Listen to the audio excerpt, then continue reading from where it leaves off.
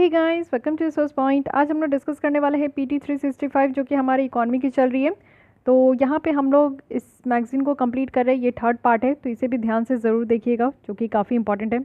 मैं कोशिश करूँगी आज ही इसे पूरा कंप्लीट कर लिया जाए। तो चलिए स्टार्ट करते हैं। इससे पहले जितनी भी टॉपिक है उसे हम लोग कंप्लीट कर चुके हैं।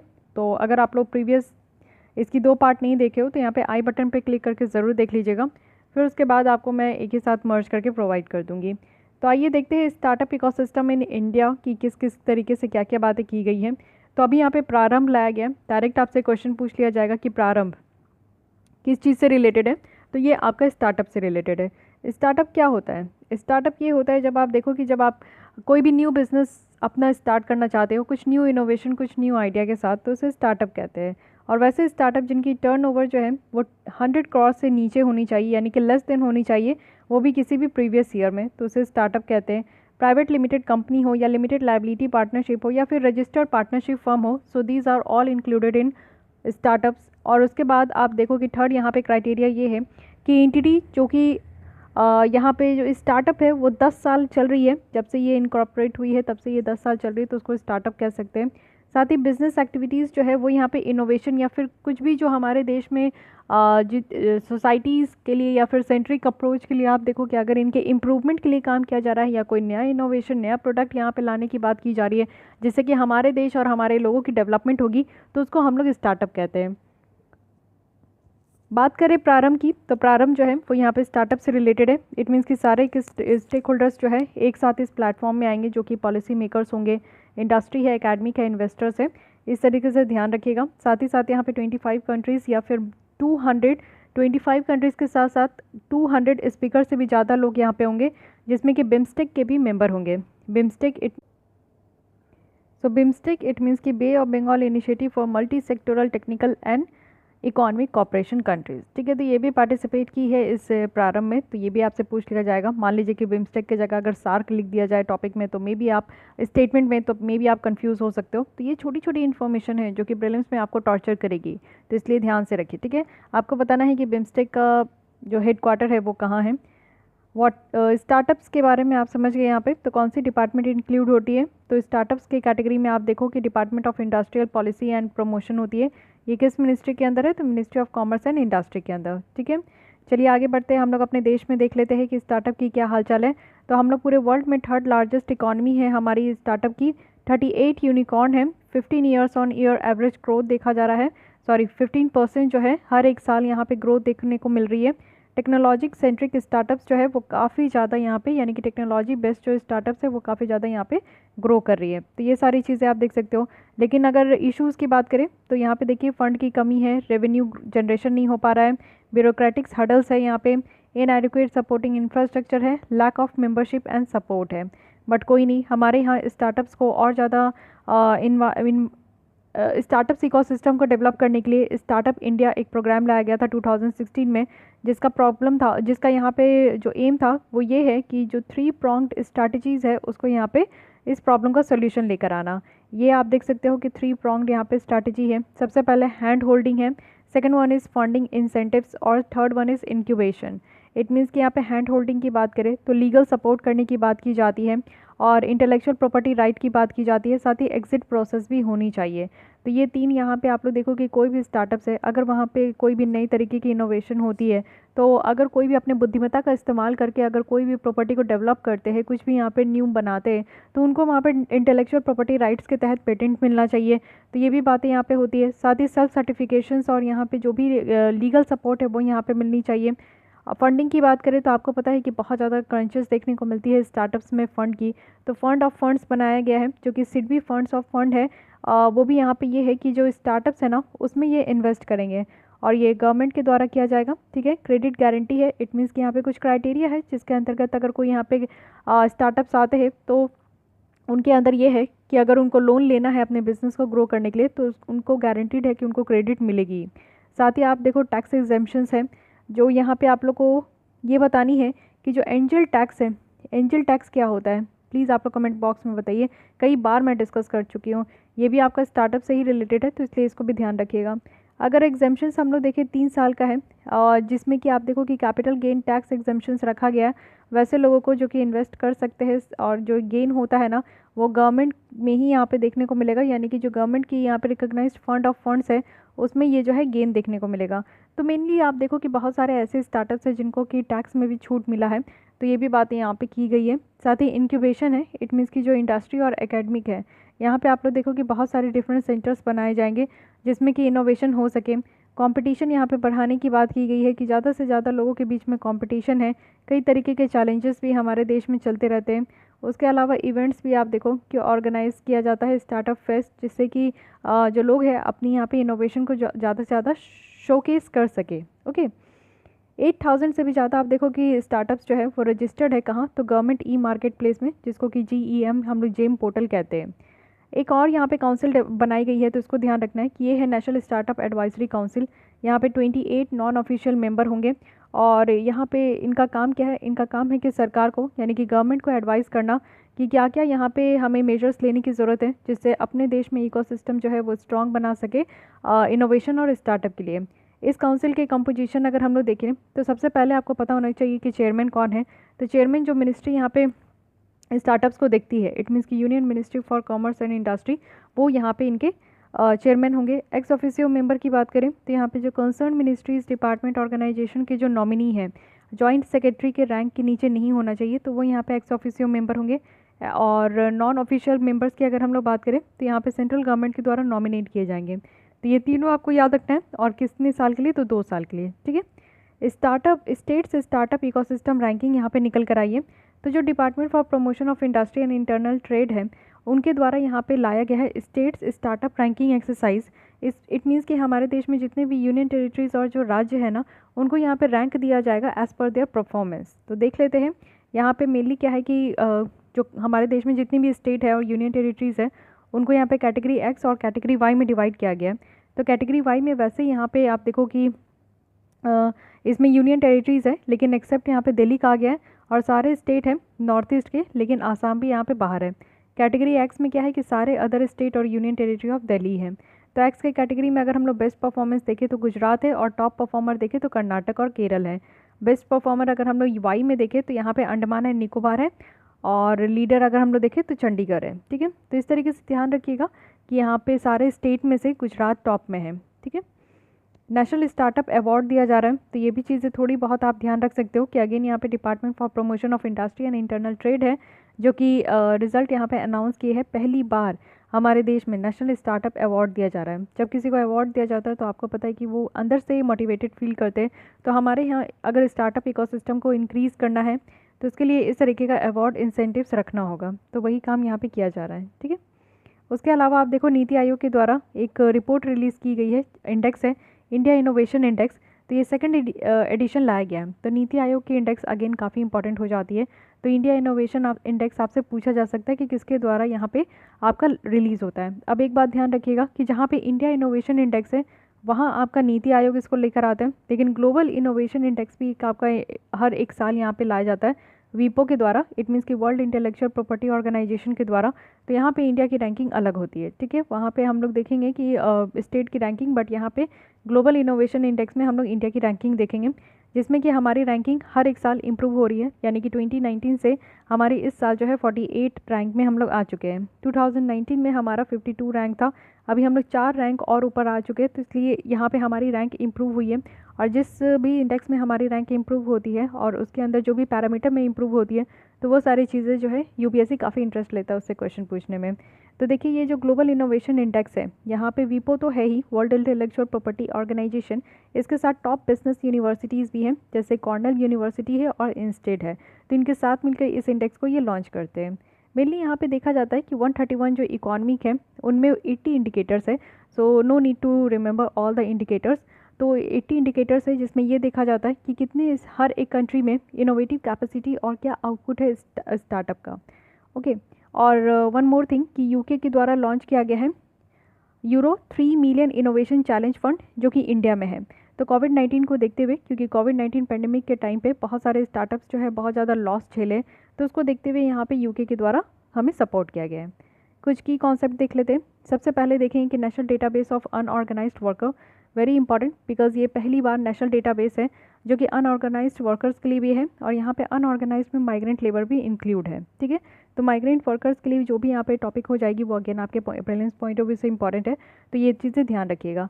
एक्चुअली इसका एम यही है कि एक ऐसा प्लेटफॉर्म प्रोवाइड करना जिसमें वर्कर्स और जो एम्प्लॉयर्स है उनके लिए और गवर्नमेंट के लिए भी कि वो यहाँ पे ज़्यादा से ज़्यादा स्पेसिफिक प्रोग्राम इस सारे लेबर्स के लिए वो इम्प्लीमेंट कर सके। यहाँ पे कौन सी मिनिस्ट्री है ये इस national database of unorganised workers को यहाँ पे मैनेज करने के लिए? तो ministry of labour and employment है। ओके, सहकार मित्र वेरी इंपॉर्टेंट। देखिए सहकार मित्र का मतलब यहाँ पे ये है कि इंटर्नशिप जो प्रोग्राम है ना वो यहाँ पे यूथ को प्रोवाइड किया जाएगा और पेड इंटर्नशिप प्रोवाइड की जाएगी यूथ को, और साथ ही साथ उनको एश्योर्ड प्रोजेक्ट लोन भी दिया जाएगा, जिससे कि हमारे देश के जो यंगस्टर है ना वो ज़्यादा मोटिवेटेड फील करेंगे।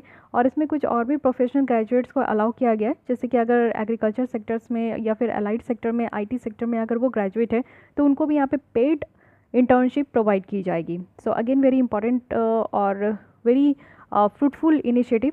और इसके अंदर आप देखो कि ये जो इनिशिएटिव लाया गया है नेशनल कोऑपरेटिव डेवलपमेंट कॉर्पोरेशन है, और ये एक स्टैट्यूटरी बॉडी है किसके तहत? तो ministry of agriculture and farmer welfare के अंदर। ठीक है, तो सहकार मित्र याद रखना है। नेक्स्ट आते हैं युवा। युवा एक मल्टी स्टेक होल्डर प्रोग्राम है जिसका एम है कि युवा मीन्स यंग, तो यंग पीपल जो है उनको ट्रांजिशंस देने की बात की जा रही है कि एजुकेशन से वो यहाँ पे लर्निंग तक जो है वो लेकर मीन्स जितना भी आप सीख रहे हो, जितना भी एजुकेशन आपने लिया है उससे अब ऐसा क्या है कि प्रोडक्टिव वर्क करना है। आप लोग इतनी पढ़ाई क्यों करते हो, स्कूल से लेकर कॉलेजेस तक क्यों पढ़ाई करते हो? क्योंकि एक दिन आप काम करो तो अर्न करो तो अपनी लाइफ को और ज़्यादा बेटर करो। ठीक है, तो ये एक फंडा होता है। तो यहाँ पे आपका देखिए कि एक अच्छा खासा ट्रांजिशन किया जाएगा यंग पीपल का, जो कि वो एजुकेशन या लर्निंग से लेकर उनका प्रोडक्टिव वर्क तक। तो युवा है, इट मीन्स के नाम से याद रखना है कि यहाँ पे यंगस्टर के ऊपर ध्यान दिया जा रहा है। नेक्स्ट आते हैं entrepreneurship development institute of India. ये एक ऑटोनोमस और नॉट फॉर प्रॉफिट इंस्टीट्यूट है जो कि स्पॉन्सर किया जाता है यहाँ पे एपेक्स फाइनेंशियल इंस्टीट्यूशन के द्वारा। जैसे हमारे यहाँ IDBI बैंक लिमिटेड है, IFCI लिमिटेड है, ICICI बैंक लिमिटेड है, SBI है, तो इनके द्वारा ये सारे जो एरिया है उसको यहाँ पे स्पॉन्सर किया जाता है। इसका एम है कि एंटरप्रेन्योरशिप को यहाँ पे प्रमोट करना, और वो भी डिफरेंट सेक्टर्स में, तो ये चीज़ें ध्यान रखनी है। नेक्स्ट आते हैं यहाँ पे सेकंड एडिशन आया है किसका? तो student entrepreneurship programme launched, it means कि सेफ। अब ये भी आपका लॉन्च किया गया है नीति आयोग के द्वारा, तो अगेन वेरी इंपॉर्टेंट। और नीति आयोग का जो अटल इनोवेशन मिशन है उसी के तहत आपको देखने को मिलेगा कि स्टूडेंट एंटरप्रेन्योरशिप प्रोग्राम लॉन्च किया गया है। एक्चुअली ये जो सेप है ना स्टूडेंट एंटरप्रेन्योरशिप प्रोग्राम, ये 360 डिग्री यहाँ पे आप डेवलपमेंट प्रोग्राम कह सकते हो, जो कि आगे चलकर जो फ्यूचर टेक्नोलॉजी लीडर होंगे और एंटरप्रेन्योर होंगे उनके लिए इस तरीके का प्रोग्राम लाया गया है। उसके बाद है चुनौती। तो चलिए चुनौती की फुल फॉर्म देख सकते हैं, challenge hurt under NGIS for advance uninhabited technology intervention. It means कि ये next gen startup challenge contest है, जो कि आप देखो कि यहाँ पे नेशनल जनरेशन इंक्यूबेशन स्कीम्स के तहत इसको लाया गया, जिसमें कि कुछ प्रोडक्ट्स जो है उसको फाइंड आउट करने के लिए और कुछ सॉल्यूशंस, जिससे जो भी यहाँ पे प्रॉब्लम फेस किया जा रहा है ना उन सारे प्रॉब्लम का सॉल्यूशंस यहाँ पे फाइंड आउट कर सकें।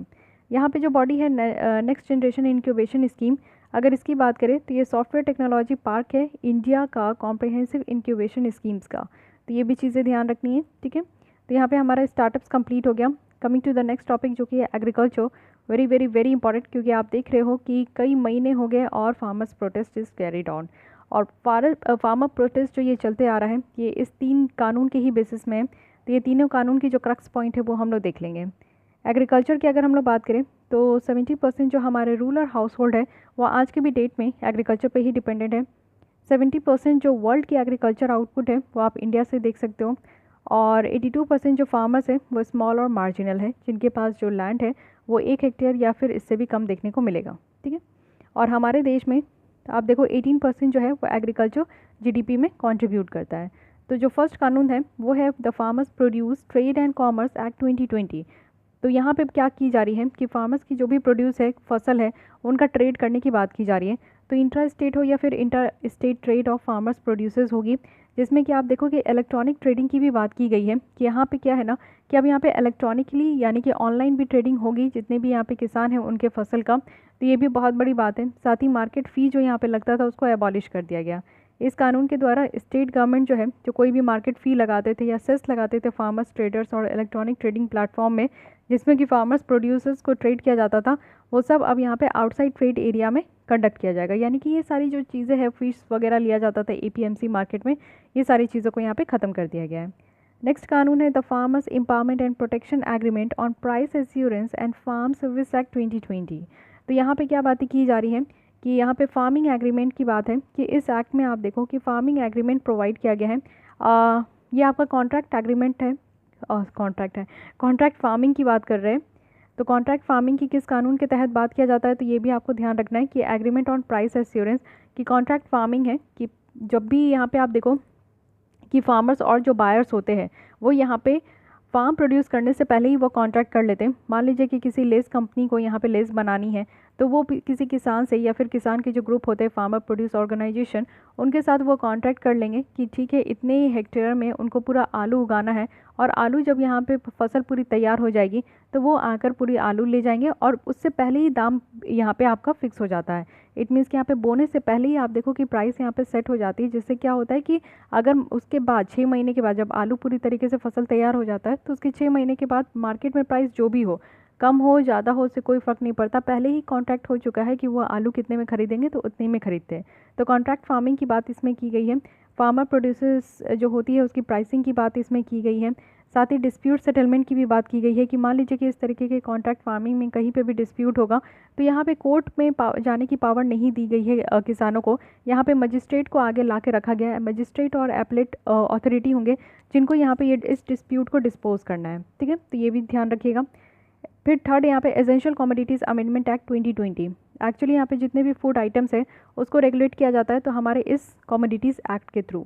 ये इस एक्ट के थ्रू क्या है कि सेंट्रल गवर्नमेंट को यहाँ पे पावर दिया गया है कि वो यहाँ पे सप्लाई, जो फूड आइटम्स का जो सप्लाई है ना, उसको यहाँ पे रेगुलेट कर सकते हैं।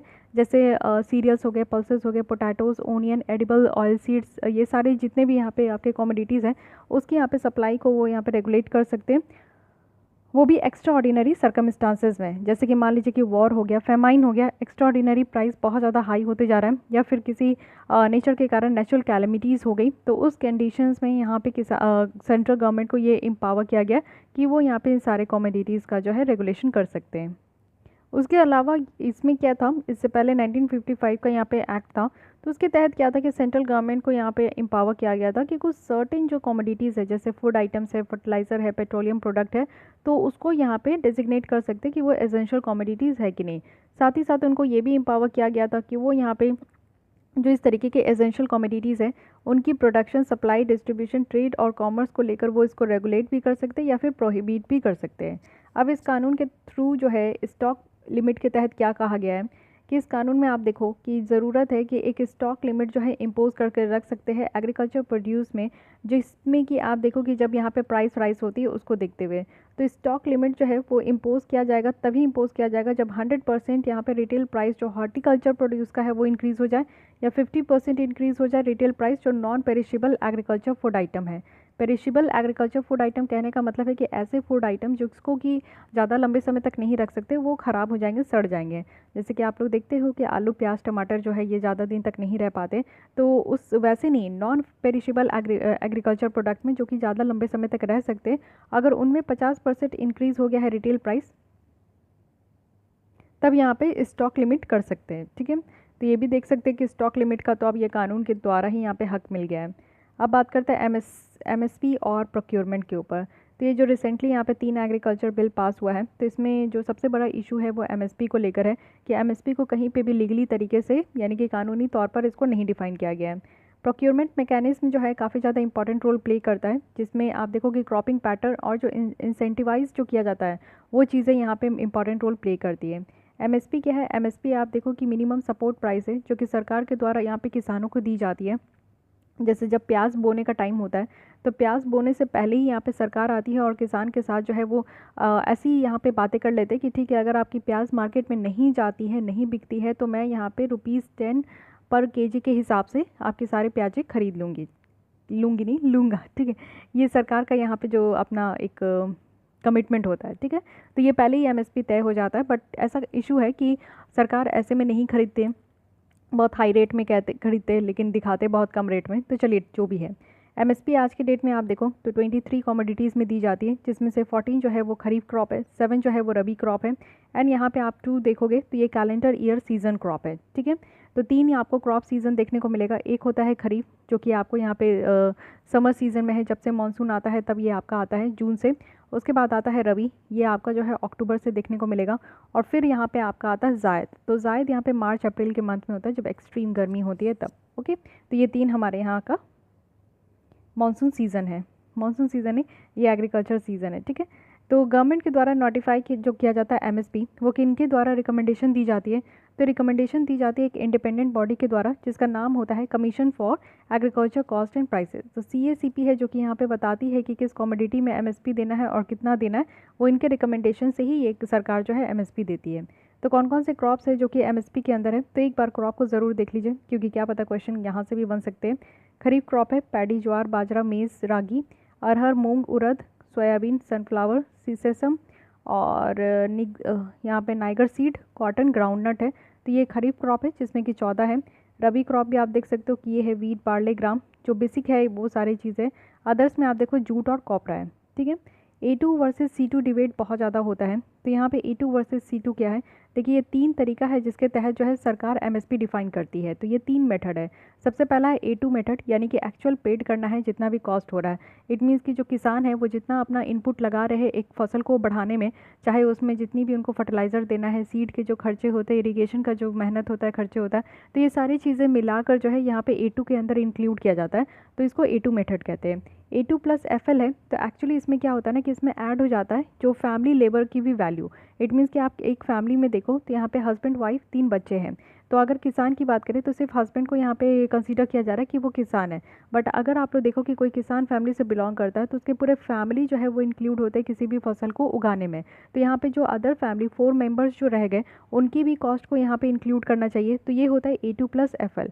C2 में क्या होता है कि कॉम्प्रिहेंसिव कॉस्ट को यहाँ पे लेकर आना है। इट मीन्स कि आप देखो कि हमारे देश में 70% से ज़्यादा जो यहाँ पे किसान है वो स्मॉल और मार्जिनल फार्मर्स हैं।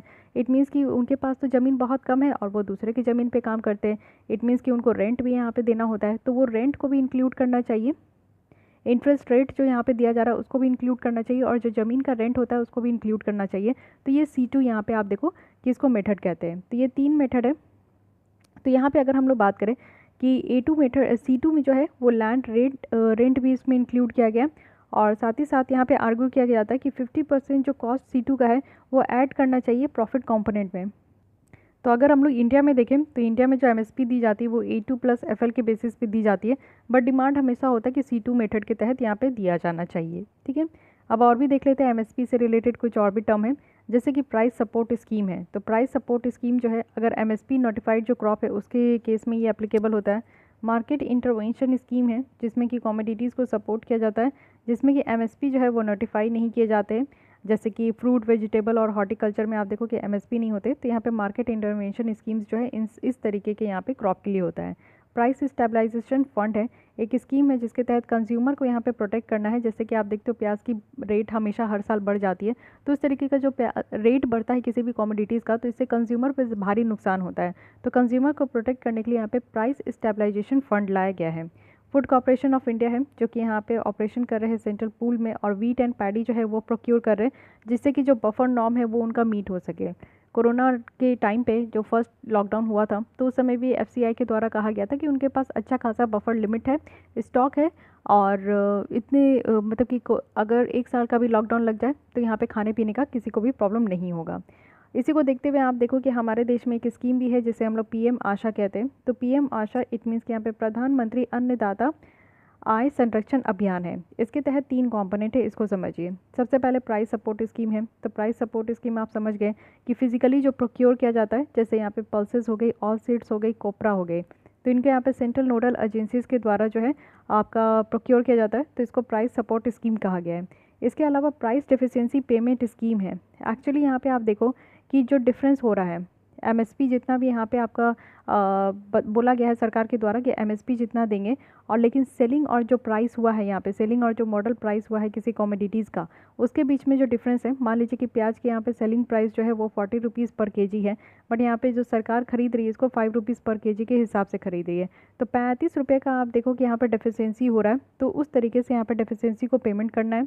Pilot of private procurement and stockist scheme है, ये अगर हम लोग देखें पीडीपीएस के एडिशन में, तो इसको डिसाइड किया गया है कि ऑयलसीड में, ठीक है, ऑयलसीड के लिए बेसिकली आप ये दे सकते हो, जो कि यहाँ पे ऑप्शन है कि प्राइवेट प्रोक्योरमेंट भी किया जा सकता है, यानी कि प्राइवेट कंपनीज भी आकर यहाँ पे पायलट बेसिस पे जितने भी सेलेक्टेड डिस्ट्रिक्ट अगर एपीएमसी है तो वहीं पे बस आकर जो है वो ऑयल सीड्स को यहाँ पे प्रोक्योर कर सकती है और स्टॉक भी कर सकती है।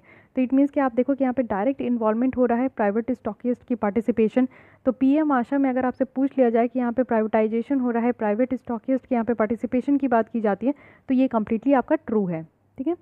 फिर आते हैं mechanism for marketing of MFP, यानी कि जो माइनर फॉरेस्ट प्रोड्यूस है उसको भी यहाँ पे मार्केटिंग करने के लिए कहा जाता है कि मिनिमम सपोर्ट प्राइस सरकार के द्वारा देना चाहिए, और एक वैल्यू चेन यहाँ पे जितने भी एमएफपी प्रोड्यूस है उसको डेवलप करना चाहिए। तो ये स्कीम आपका 2013 में लाया गया था सेंट्रली स्पॉन्सर्ड स्कीम के द्वारा। इट मीन्स कि सेंट्रल और स्टेट गवर्नमेंट दोनों की इन्वॉल्वमेंट है। ऑब्जेक्टिव क्या है कि यहाँ पे फेयर प्राइस देना है, जो यहाँ पे ट्राइबल पीपल्स को माइनर फॉरेस्ट प्रोड्यूस जितने भी होते हैं, यानी कि जंगलों से आप देखो लकड़ियाँ हैं, टिम्बर हैं, बहुत सारी चीज़ें हैं जो कि वो कलेक्ट करते हैं और उसको वो मार्केट में बेचते हैं और उससे उनकी लाइवलीहुड चलती है। तो यहाँ पे सरकार को इंश्योर करना चाहिए उसकी फेयर प्राइस। सस्टेनेबल हार्वेस्टिंग पे भी ध्यान देना चाहिए, और साथ ही साथ आप देखो कि जो एमएसपी है उसको भी डिटरमाइन करना चाहिए, कॉस्ट ऑफ कलेक्शन को लेकर, कॉस्ट ऑफ क्लीनिंग को लेकर, प्राइमरी प्रोसेसिंग, पैकेजिंग और ट्रांसपोर्टेशन कॉस्ट को भी लेकर। इसी के पर्सपेक्टिव में आप देखो कि वन धन विकास कार्यक्रम लाया गया है 2018 में, और ट्राइफेड जो है ये नोडल एजेंसी है जो कि इस स्कीम को यहाँ पे इम्प्लीमेंट कर रही है। तो इतनी बेसिक बातें हैं, इसको ध्यान रखना है। अब आगे आते हैं यहाँ पे एग्रीकल्चर मार्केटिंग के बारे में समझते हैं। इसमें से सबसे पहला है ई नैम। ई नैम कहने का मतलब है कि नेशनल एग्रीकल्चर मार्केट, और ई लग गया है, इट मीन्स कि इलेक्ट्रॉनिक यहाँ पे मार्केट है, ऑनलाइन की बातें की जा रही है। तो जितनी भी मंडीज़ है ना उसको यहाँ पे लिंक करने की बात की जा रही है कि ई नैम के साथ इसको लिंक किया जाएगा। और ई नैम जैसे कि ये ऑनलाइन प्लेटफॉर्म है जिसको कि देखने को मिल रहा है कि पोस्ट लॉकडाउन जो है ये काफ़ी ज़्यादा राइज़ हुआ है, 65% तक यहाँ पर राइज़ देखने को मिला है। तो बेसिकली समझिए कि e NAM pan India electronic trading portal है। पैन इंडिया है, इट मीन्स कि पूरे इंडिया में ये काम करता है, जिसमें नेटवर्क आप देखो कि एग्जिस्टिंग मंडीज़ हैं वो agriculture produce market committee APMC के द्वारा यहाँ पे रन किया जाता है, जिससे कि एक यूनिफाइड नेशनल मार्केट बनाने की बात की जा रही है जितने भी एग्रीकल्चर कमोडिटीज़ है। तो इस चीज़ को आपको ध्यान रखना है कि बेसिकली यहाँ पे ई नैम है, जैसे कि आप फिजिकल यहाँ पे मंडीज़ देखते हो उसी तरीके से ये ऑनलाइन मंडी बनाई जा रही है, लेकिन किसके द्वारा, तो एपीएमसी के द्वारा यहाँ पे बनाई जा रही है। साथ ही अगर हम लोग बात करें तो यहाँ पे आप लोग देखो कि small farmer agri business consortium है, जो कि ministry of agriculture and farmers welfare के अंदर ये काम करते हैं, और ये है यहाँ पे यानी कि ministry of agriculture and farmer welfare है जो कि यहाँ पे इसको इम्प्लीमेंट कर रहा है। इट मीन्स कि जो small farmers agri business consortium है ये यहाँ पे इसको ई नैम को इम्प्लीमेंट कर रहे हैं, और मिनिस्ट्री कौन सी है, तो ये मिनिस्ट्री है, ठीक है। एक्चुअली इसको लॉन्च किया गया था 2016 में ही, बट प्रोग्रेस जो है काफ़ी स्लो था, बट अभी इसमें एक अच्छा खासा प्रोग्रेस देखने को मिला। इसी के साथ है ई किसान मंडी। तो ये पहला ई किसान मंडी है जो कि पुणे में ये ऑपरेशन में था, इट मीन्स कि स्टार्ट हो चुका है, और इसको ये इनिशिएटिव लाया गया है नाफेड के द्वारा, इट मीन्स कि national agriculture cooperative marketing federation of India limited, ठीक है। तो ये भी याद रखना है।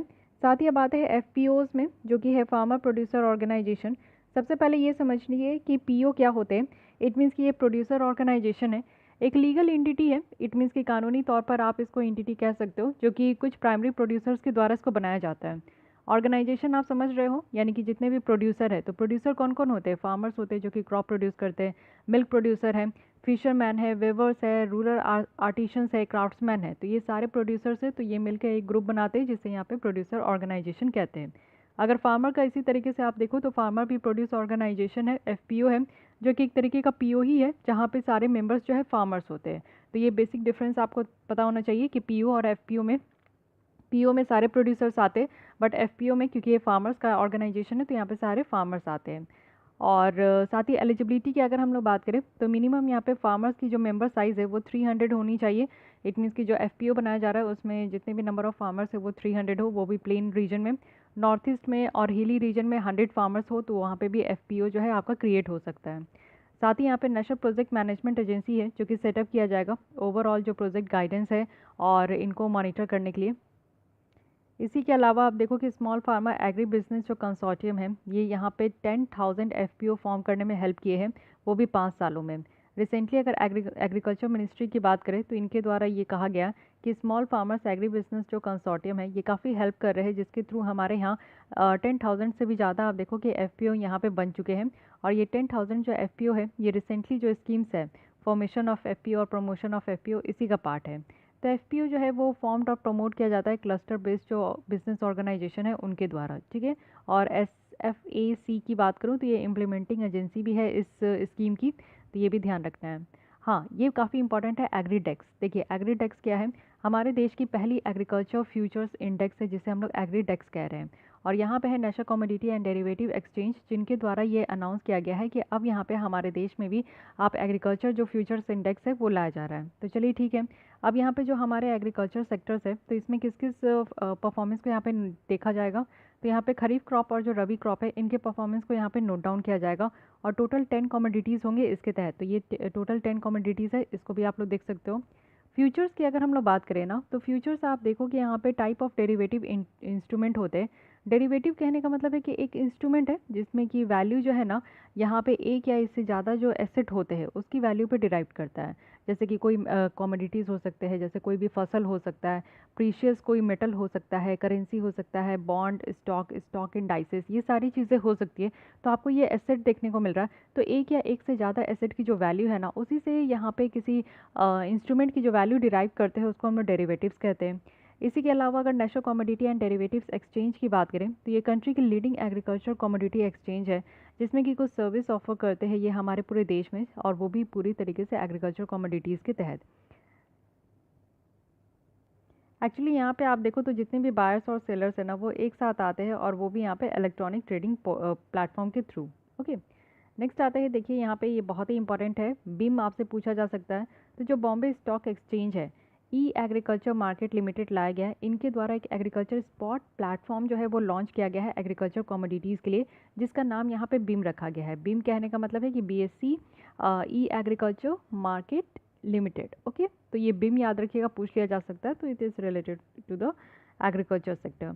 अब यहाँ पे एक वर्ड आता है स्पॉट प्लेटफॉर्म। तो स्पॉट प्लेटफॉर्म या स्पॉट मार्केट क्या होता है? देखिए स्पॉट मार्केट एक ऐसा जगह है ना जहाँ पे आप देखो कि फिनेंशियल इंस्ट्रूमेंट्स को एक्सचेंज किया जाता है इमीडिएट डिलीवरी के लिए।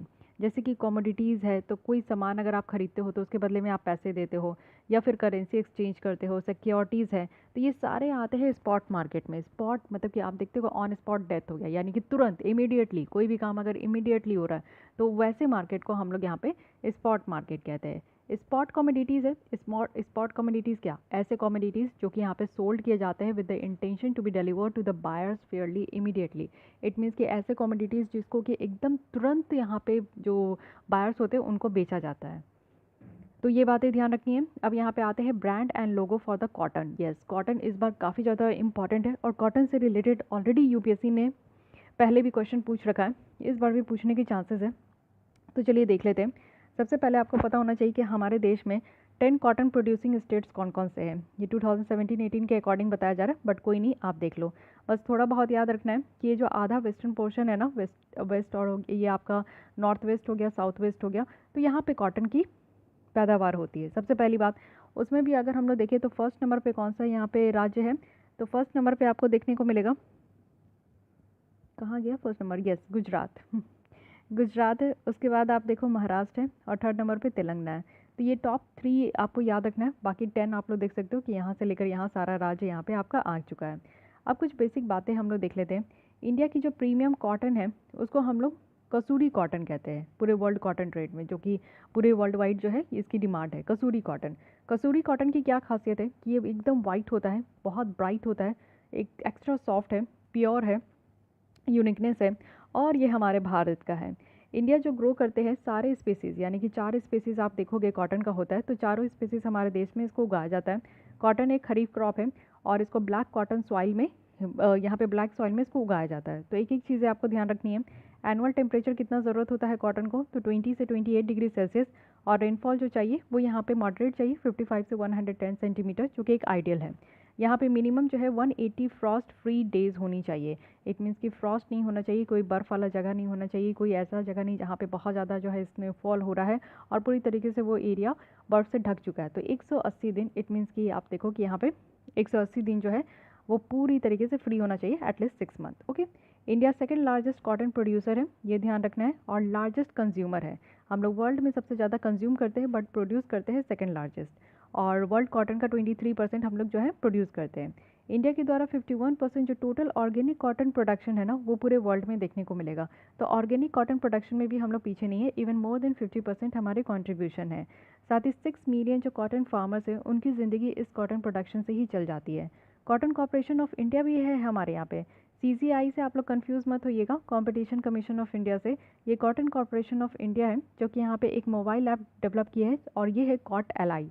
तो कॉट एलाई है, कॉट से ही याद रखना है कि ये कॉटन है, जिसमें कि सारी इन्फॉर्मेशन दी जाएगी कि वेदर कंडीशन क्या है, क्रॉप सिचुएशन क्या है, बेस्ट फार्म प्रैक्टिसेस क्या होनी चाहिए। अब ये आपके दिमाग में आ रहा होगा कि कॉटन कॉर्पोरेशन ऑफ इंडिया ये किस मिनिस्ट्री के अंदर आते हैं। तो ये आते हैं मिनिस्ट्री ऑफ टेक्सटाइल। अब आपको बताना है कि जो कंपटीशन कमीशन ऑफ इंडिया है, CCI, वो किस मिनिस्ट्री के अंदर आते हैं। ठीक है, थोड़ा सर्च कीजिएगा, काफ़ी इंटरेस्टिंग है ये सारी चीज़ें। चलिए आते हैं आगे। इतना तो कॉटन के बारे में आपकी क्लियर हो गई कॉन्सेप्ट। अब एग्रीकल्चर एक्सपोर्ट्स के बारे में बात करते हैं। देखिए इंडिया का क्या स्टेटस है एग्रीकल्चर एक्सपोर्ट में।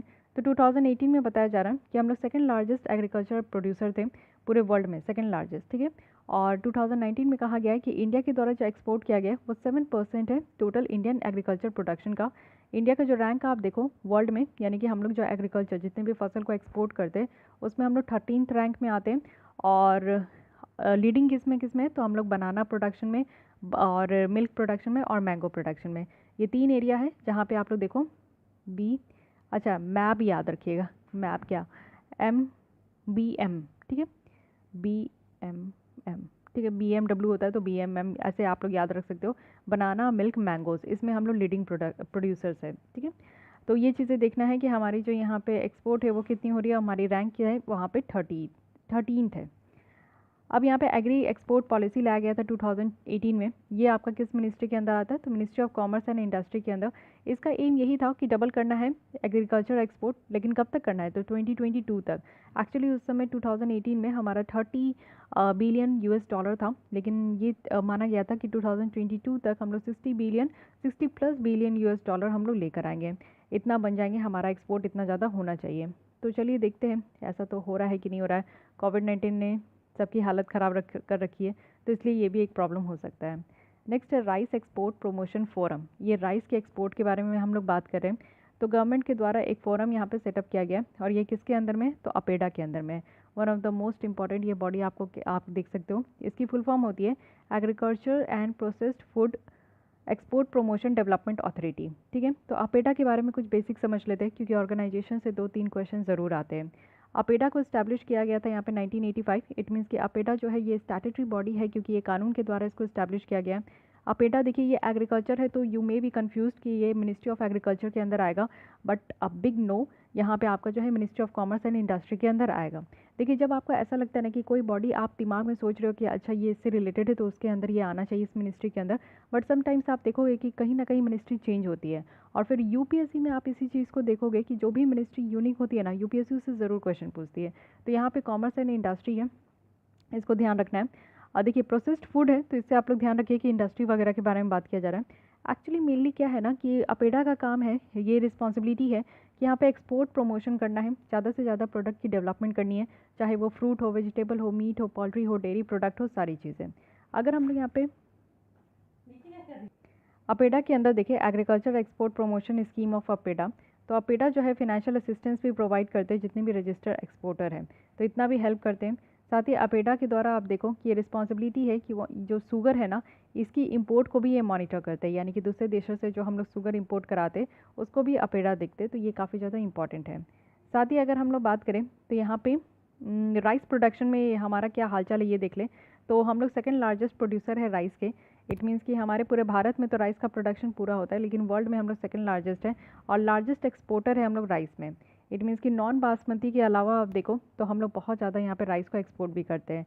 मेजर शेयर अगर राइस की देखें तो यहाँ पे खरीफ सीज़न में हम लोग इसको ज़्यादा से ज़्यादा उगाते हैं, लेकिन हाँ थोड़ा बहुत हम लोग रबी सीज़न में भी इसको यहाँ पे उगा लेते हैं। इंडिया की राइस प्रोडक्शन अगर हम लोग देखें तो 96 मिलियन टन्स तक 2010-11 में था। यही 1920 में आप देख सकते हो कि ये बढ़ के 117 मिलियन टन्स तक हो चुका है। तो इसलिए ध्यान रखना है कि हम लोग सेकेंड लार्जेस्ट प्रोड्यूसर्स हैं और मोस्ट एक्सपोर्टर्स हैं। फिशरी सेक्टर में देख लेते हैं यहाँ पे, क्योंकि फिशरीज आप देखो कि इंपॉर्टेंट सोर्स है आपके फूड का, न्यूट्रिशंस का, एम्प्लॉयमेंट का और इनकम का हमारे देश में। तो ये 4 फैक्टर है जिसके कारण फिशरी सेक्टर्स पे ज़्यादा से ज़्यादा ध्यान दिया जाता है। ये जो सेक्टर है अगर हम लोग एग्रीकल्चर जीडीपी का देखें तो 6.6% तक यहाँ पे कंट्रीब्यूट भी करता है। मैरीन एक्सपोर्ट अगर हम लोग देखें तो 5% टोटल एक्सपोर्ट में ये कंट्रीब्यूट करता है। साथ ही अगर हम लोग रिसेंट ईयर में देखें तो जो फिश प्रोडक्शन है इसमें एवरेज एनुअल ग्रोथ देखने को मिला, वो भी 7% से ज़्यादा। और हम लोग फिश में भी देखोगे तो सेकंड लार्जेस्ट प्रोड्यूसर है, ठीक है। तो यानी कि राइस में भी हम लोग जो है सेकंड लार्जेस्ट है, फिश में भी सेकंड लार्जेस्ट है। उसके अलावा आप देखो कि जो फिश प्रोडक्शन हमारे यहाँ होता है वो 2 तरीके से होता है, एक तो इनलैंड फिशरीज़ है और दूसरा मैराइन फिशरीज़ है। अगर हमारा सदर्न पोर्शन आप देखोगे तो यहाँ पे पूरी कोस्टल एरिया है, 9 स्टेट है जो कि कोस्टल एरिया से टच होती है। अब आपको बताना है कि वेस्टर्न घाट में कौन कौन से 6 स्टेट का नाम है, ठीक है। सीरीज वाइज बताइएगा नॉर्थ टू साउथ। अब यहाँ पे देखिए कि ये मैरीन फिशरीज़ क्या होते हैं, तो जो भी यहाँ पे आपका कोस्टल रीजन से यहाँ पे आपका सी से कनेक्टेड है तो ये मैरीन फिशरीज़ है। और इनलैंड फिशरीज़ है, जैसे कि आप लोग देखो कि लैंडलॉक जितने स्टेट हैं यहाँ पे तो इनके अंदर भी पॉन्ड वगैरह होते हैं, झील वगैरह होता है, तो वहाँ से भी फिशिंग एक्टिविटीज़ चलती है। तो दोनों तरीके से आपको देखने को मिलेगा। लेकिन जो इनलैंड सेक्टर्स है ना उसमें ज़्यादा कंट्रीब्यूशन होता है। इट मीन्स कि जो पॉन्ड वगैरह जो होते हैं ना आप देखते हो तो वहाँ से फिशिंग एक्टिविटीज़ जो है वो ज़्यादा होता है, 65% तक कंट्रीब्यूट करता है। और रेस्ट जो है वो मैरीन फिशिंग होती है। फिशिंग अगर आप देखोगे फिशरीज़ तो ये स्टेट का सब्जेक्ट है। इट मीन्स कि स्टेट लेजिस्लेचर के पास ये हक है कि ये इससे रिलेटेड जो है कोई भी कानून बना सकते हैं। अब यहाँ पे फ़िश क्रायो बैंक्स की एक न्यू यहाँ पे बात हुई है। तो एक्चुअली जो ministry for fisheries, animal husbandry and dairying है, उनके द्वारा ये अनाउंस किया गया ना कि फ़िश क्रायो बैंक जो है वो सेटअप करेंगे। और ये फर्स्ट टाइम पूरे वर्ल्ड में होने वाला है, फ़िश क्रायो बैंक जो है वो सेटअप किया जाएगा।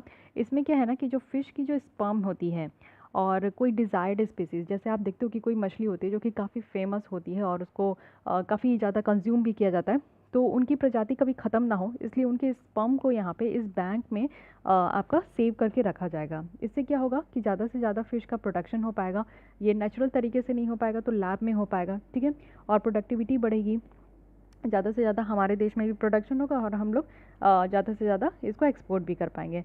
तो ये फ़िश क्रायो बैंक याद रखना है कि यहाँ पे फ़िश को आपसे इजीली पूछा जाएगा कि फ़िश को रिज़र्व करके रखा जाएगा, बट फ़िश को रिज़र्व करके रखने के लिए नहीं है, यहाँ पे फ़िश के स्पर्म को यहाँ पे रिज़र्व करने की बातें की जा रही है, वो भी डिज़ायर्ड स्पीसीज़ की, सारी मछलियों की नहीं। क्योंकि मछलियों की अगर आप लोग जितनी भी प्रजाति देखने बैठोगे ना तो फिर मुझे तो लगता है कि 1-2 दिन निकल जाएगा, क्योंकि बहुत सारे इसकी स्पीसीज़ होती है।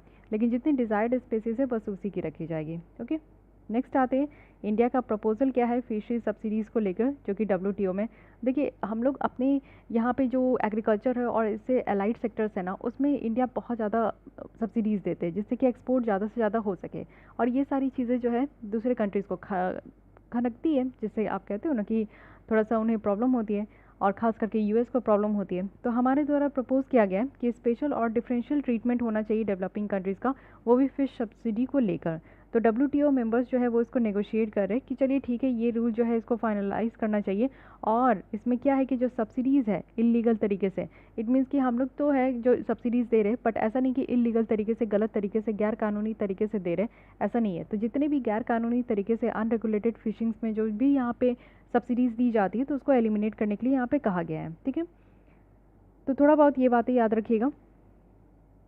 लेकिन देखिए हम लोग इसके ऊपर काफ़ी ज़्यादा सपोर्ट करें, लेकिन वही US और ऑस्ट्रेलिया की बात करें तो वो इस तरीके का जो है स्पेशल और डिफरेंशियल ट्रीटमेंट जो है फिशिंग सेक्टर्स को नहीं देना चाहते। अब आते हैं एनिमल हस्बेंड्री की बात करते हैं। तो ये है animal husbandry infrastructure development fund. जहाँ पे भी फंड आ जाता है क्वेश्चन बनने की चांसेस है, ठीक है। अब यहाँ पे आप फंड समझ ही रहे हो, ये फंड इसलिए यहाँ पे आपका जो है इसमें इकट्ठा किया जाएगा जिससे कि एनिमल हस्बेंड्री से रिलेटेड जो भी इंफ्रास्ट्रक्चर की ज़रूरत है वो यहाँ पे जो है आपका डेवलप हो सके। यहाँ पे टोटल कॉर्पस कितना है तो 15,000 करोड़ तक का यहाँ पे रखा गया है। और animal husbandry infrastructure development fund में क्या है कि मिल्क और जो मीट प्रोसेसिंग कैपेसिटी है उसको यहाँ पे ज़्यादा से ज़्यादा बढ़ाना है, जिससे हमारे जो है एक्सपोर्ट बढ़ पाएंगे, इंटरप्रेन्योरशिप यहाँ पे निकल कर आएगा, तो काफ़ी ज़्यादा यहाँ पे हेल्प हो पाएगा। अब कौन कौन है जो कि इस तरीके से फ़ंड में जो है वो बेनिफिशरीज हो सकते हैं। तो सबसे पहले FPO जो हमने देखा, MSME है, माइक्रो स्मॉल मीडियम इंटरप्राइजेज है। Then not for profit companies भी हैं, प्राइवेट कंपनीज़ भी है और इंडिविजुअल इंटरप्रेन्योर्स भी है जो कि इस फंड से वो बेनिफिशरीज बन सकते हैं, फ़ायदा वो लुटा सकते हैं।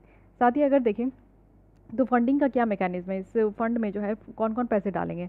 तो 10% जो मार्जिन यहाँ पे मनी है ना वो बेनिफिशरीज के द्वारा दिया जाएगा। जैसे एफपीओ है, कोई इंडिविजुअल है, अगर मैं इस फंड से कुछ फ़ायदा लेना चाहती हूँ तो मुझे भी यहाँ पे कंट्रीब्यूट करना पड़ेगा, ठीक है। और बैलेंस जो यहाँ पे 19% है वो लोन कंपोनेंट है, लोन के फॉर्म में स्केड्यूल बैंक के द्वारा दी जाएगी। इंटरेस्ट सबवेंशन का भी रखा गया है। इट मीन्स कि अगर आप लोग जो लोन ले रहे हो उसमें 6% आपको इंटरेस्ट देनी है तो 3% का जो इंटरेस्ट है वो यहाँ पे सरकार पे करेगी। क्रेडिट गारंटी फंड भी रखा गया है। गवर्नमेंट ऑफ इंडिया के द्वारा क्रेडिट गारंटी रखी गई है 750 करोड़ तक का, जिसको नाबार्ड यहाँ पे मैनेज करेंगे, ठीक है। तो ये भी ध्यान रखना है। और यही जो है आपका आत्मनिर्भर भारत पैकेज के तहत इसको अनाउंस किया गया, क्योंकि इतना ज़्यादा खर्च हम लोग फंड जो हम लोग यहाँ पे क्रिएट करना चाह रहे हैं उससे क्या है कि हमारे देश की जो एनिमल हस्बेंड्री है वो यहाँ पे ज़्यादा से ज़्यादा डेवलप हो पाएगी। तो आत्मनिर्भर हम लोग बन पाएंगे। हमारे जो फार्मर्स है जो इस तरीके के सेक्टर्स में इंक्लूड है या फिर इंडिविजुअल भी है, तो ज़्यादा से ज़्यादा हम लोग यहाँ पे सेल्फ रिलायंट हो पाएंगे। अब आते हैं इंटरेस्ट सबवेंशंस जो कि वर्किंग कैपिटल लोन में भी है, और ये डेयरी सेक्टर स्कीम की बात करते हैं अब हम लोग। तो इंटरेस्ट सबवेंशंस अगर हम लोग देखें तो 2% का यहाँ पे रखा गया है, तो इसको भी ध्यान रखना है आप लोग को। और एडिशनल इंसेंटिव्स भी दिया जाएगा 2%, जितना भी इंटरेस्ट यहाँ पे करना है। अगर टाइमली रिपेमेंट कर देते हैं जो भी लोन लिया जा रहा है, और या फिर टाइम से पहले भी यहाँ पे अगर आप लोग कहा गया है कि अगर रिपेमेंट होता है तो 2% एक्स्ट्रा इंसेंटिव्स दिया जाएगा। Health certificate must for dairy export, यानी कि जो दूध और दूध से रिलेटेड जितने भी प्रोडक्ट को अगर एक्सपोर्ट करना है तो उसके लिए हेल्थ सर्टिफिकेट लेना होगा। और ये जो है यहाँ पे आप देखो ministry of commerce and industry notify कर रहे हैं कि जो भी मिल्क और मिल्क की प्रोडक्ट है ना उसको एक्सपोर्ट करने के यहाँ पे रूल्स लेकर आए हैं। तो चलिए ठीक है, अगर हम लोग ये न्यू रूल्स के अकॉर्डिंग देखें तो कहा गया है कि मिल्क और मिल्क का जो प्रोडक्ट है वो यहाँ पे एक सर्टिफिकेट यहाँ पे ऑप्टेन करेगा, जिससे कि ये बेटर तरीके से आपका जो है ट्रेड हो सके। और इस सर्टिफिकेट से क्या होगा ना कि क्वालिटी कंट्रोल होगी। ऐसा नहीं है कि दूध में पानी मिला के दे देंगे या फिर जो है दही भी बहुत ज़्यादा उसकी क्वालिटी लो रहेगी। तो क्वालिटी यहाँ पे हो पाएगा, यानी कि यहाँ पे क्वालिटी मेंटेन होगा, इंस्पेक्शंस हो पाएगा, एक्सपोर्ट करने से पहले पूरी तरीके से जाँचा जाएगा। उसके बाद national bee keeping and honey mission की अगर हम लोग बात करें तो आप लोग को पता है कि हनी मिशन जो है बहुत ज़्यादा आज के डेट में न्यूज़ में है। एक सेंट्रल सेक्टर स्कीम है, 100% फंड जो है इस तरीके की स्कीम में सेंट्रल गवर्नमेंट यहाँ पे प्रोवाइड करेगी। तो ये सेंट्रली स्पॉन्सर्ड लिख दिया जाए तो ये आप लोग कन्फ्यूज़ मत होना। नेशनल बी कीपिंग और हनी मिशन जो है सेंट्रल गवर्नमेंट के तहत है। यहाँ पे क्या है ना कि जो बी कीपिंग है, मधुमक्खी पालन होता है, और जो हनी है उनकी क्वालिटी को और ज़्यादा बढ़ाना है। बी कीपिंग अगर हम लोग इंडिया में देखें तो FAO के अकॉर्डिंग ये कहा गया है, फूड एंड एग्रीकल्चर ऑर्गेनाइजेशन के द्वारा, कि इंडिया की रैंक 8th है, ठीक है, हनी प्रोडक्शन में 8 है। ये जो बी कीपिंग है ना ये हाईली अंडर डेवलप्ड है और अनऑर्गेनाइज सेक्टर्स का ये काम है।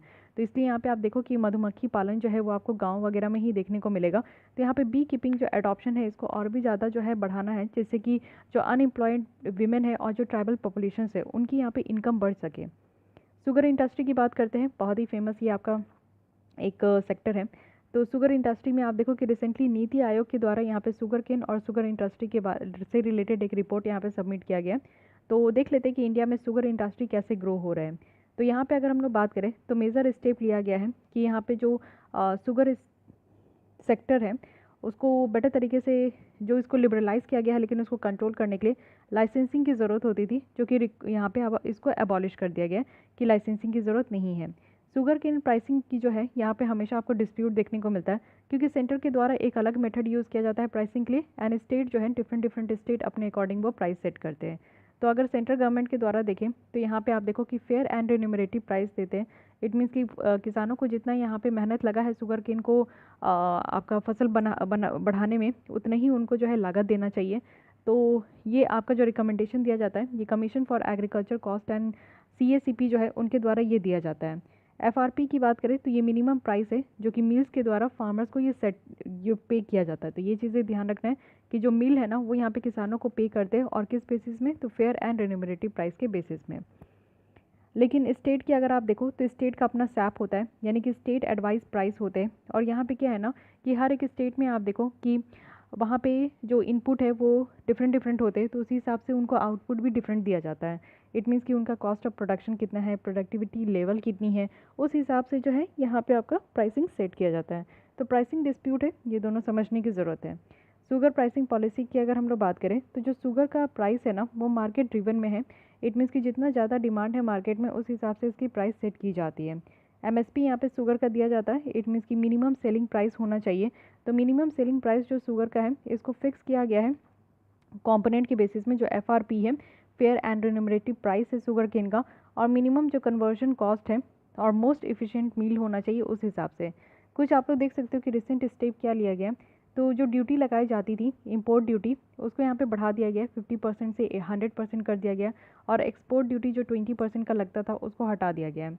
Duty free import authorisation schemes यहाँ पे लाया गया है, जिससे कि आप देखो कि 3 साल के तहत जो है ज़ीरो ड्यूटी यहाँ पे शुगर जो इंपोर्ट होते हैं उसमें लगेगा।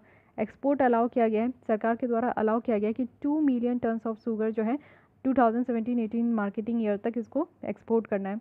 स्टॉक होल्डिंग लिमिट आपका लगाया गया है शुगर मिल्स में, तो ज़्यादा स्टॉक करके रखने की इसकी नहीं ज़रूरत है, इस तरीके का यहाँ पे रखा गया है।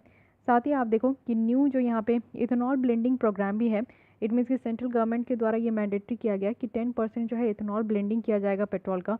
तो जो न्यू बायोफ्यूल पॉलिसी है 2018 में 18 का, उसके तहत क्या है कि शुगर मिल और जो डिस्टिलरीज है उनको अलाउ किया गया है कि वो इथेनॉल जो है केन जूस से, मोलासेस से, ये मोलासेस होता है जो शुगर केन गन्ने का जूस पीते हो उसके अलावा जो गन्ने का जो बाई प्रोडक्ट होता है ना उससे यहाँ पे इथेनॉल बनता है। तो ये मोलासेस, फूड ग्रेन्स, पोटैटो का यूज़ करके जो है यहाँ पे बायोफ्यूल का प्रोडक्शन कर सकते हैं।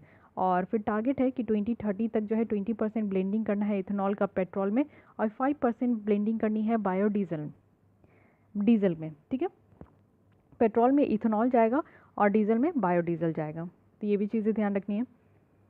अब यहाँ पे देखते हैं इथेनॉल ब्लेंडिंग के बारे में। तो बायो इथेनॉल जो है ये क्या होता है? बायो इथेनॉल आप देखो एक तरीके का अल्कोहल होता है, क्योंकि यहाँ पे बायो लगा है तो ये आप समझ जाओ कि कुछ यहाँ पे फसल वगैरह यानी कि नेचुरल तरीके से यहाँ पे इथेनॉल अल्कोहल का प्रोडक्शन हो रहा है। तो यहाँ पे प्लांट्स और ग्रासेस जो है या फिर जो क्रॉप है उनकी हम लोग बाई प्रोडक्ट को इस्तेमाल करके इस तरीके का अल्कोहल बना रहे हैं। करंट लेवल अगर हम लोग इथेनॉल ब्लेंडिंग का देखें तो ये 5% है, लेकिन इसको बढ़ाना है 20% तक लेकर आना है, तो ये चीज़ें ध्यान रखना है। अब ये TRQ स्कीम है, यानी कि टैरिफ रेट कोटा स्कीम है। टैरिफ रेट कोटा स्कीम की बात करें तो इसको ट्रेड के तहत ये इस्टेब्लिश किया गया, जो कि यहाँ पे कंट्रीज़ के बीच में होता है।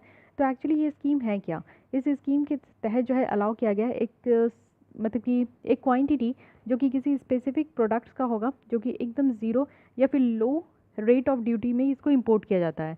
इस स्कीम में क्या है ना कि गवर्नमेंट अलाउ करेगी 4 तरीके के प्रोडक्ट के इंपोर्ट को। एक तो है मेज़ यानी कॉर्न, मिल्क और क्रीम जो पाउडर में, और क्रूड सनफ्लावर है, और साथ ही साथ जो है आपका मस्टर्ड ऑयल है।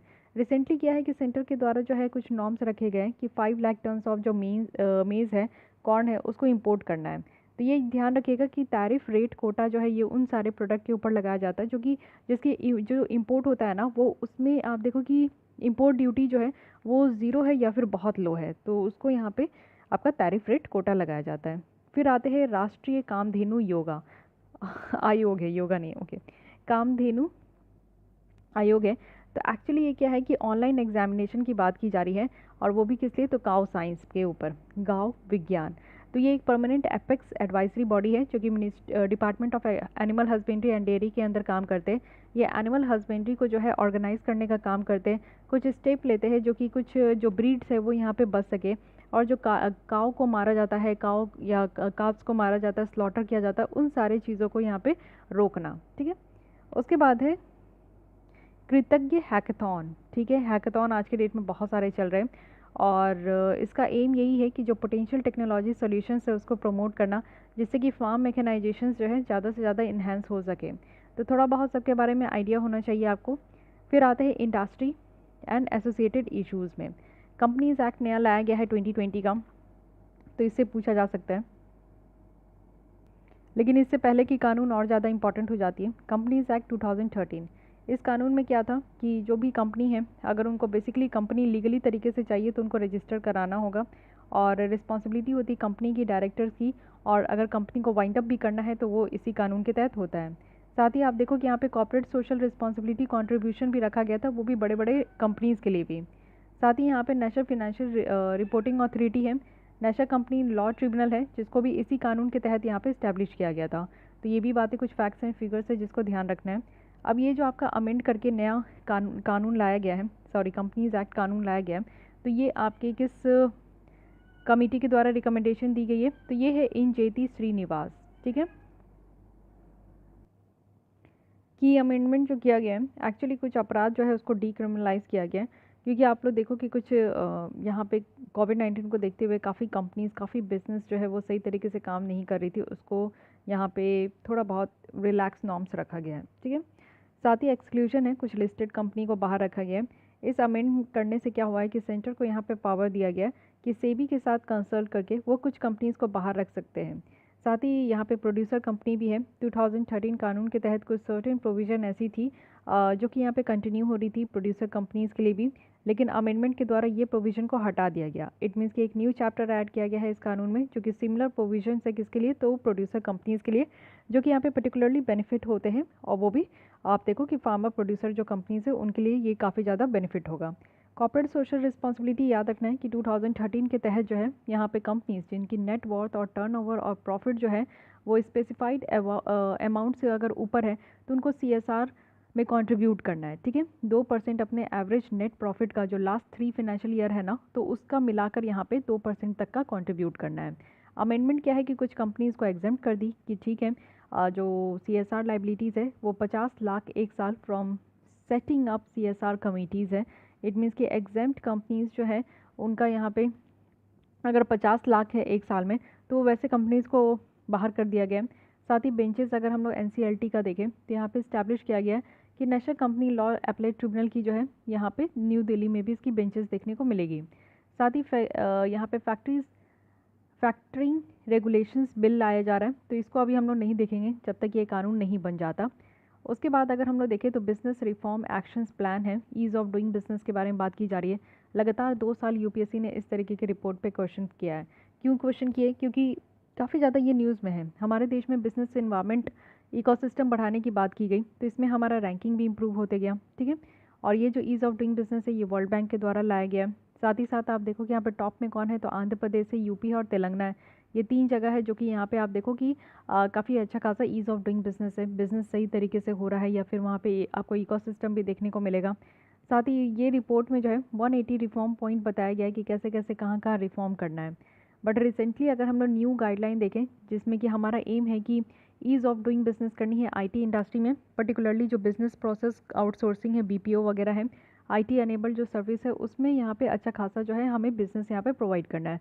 क्योंकि अगर यहाँ इस तरीके की बिज़नेस हमारे देश में ज़्यादा से ज़्यादा बढ़ेगी तो ऑब्वियस है कि एम्प्लॉयमेंट भी यहाँ पे ज़्यादा से ज़्यादा जनरेट हो पाएगा। फाइन। अब यहाँ पे क्या है कि पब्लिक प्रोक्योरमेंट ऑर्डर को अमेंड किया गया है।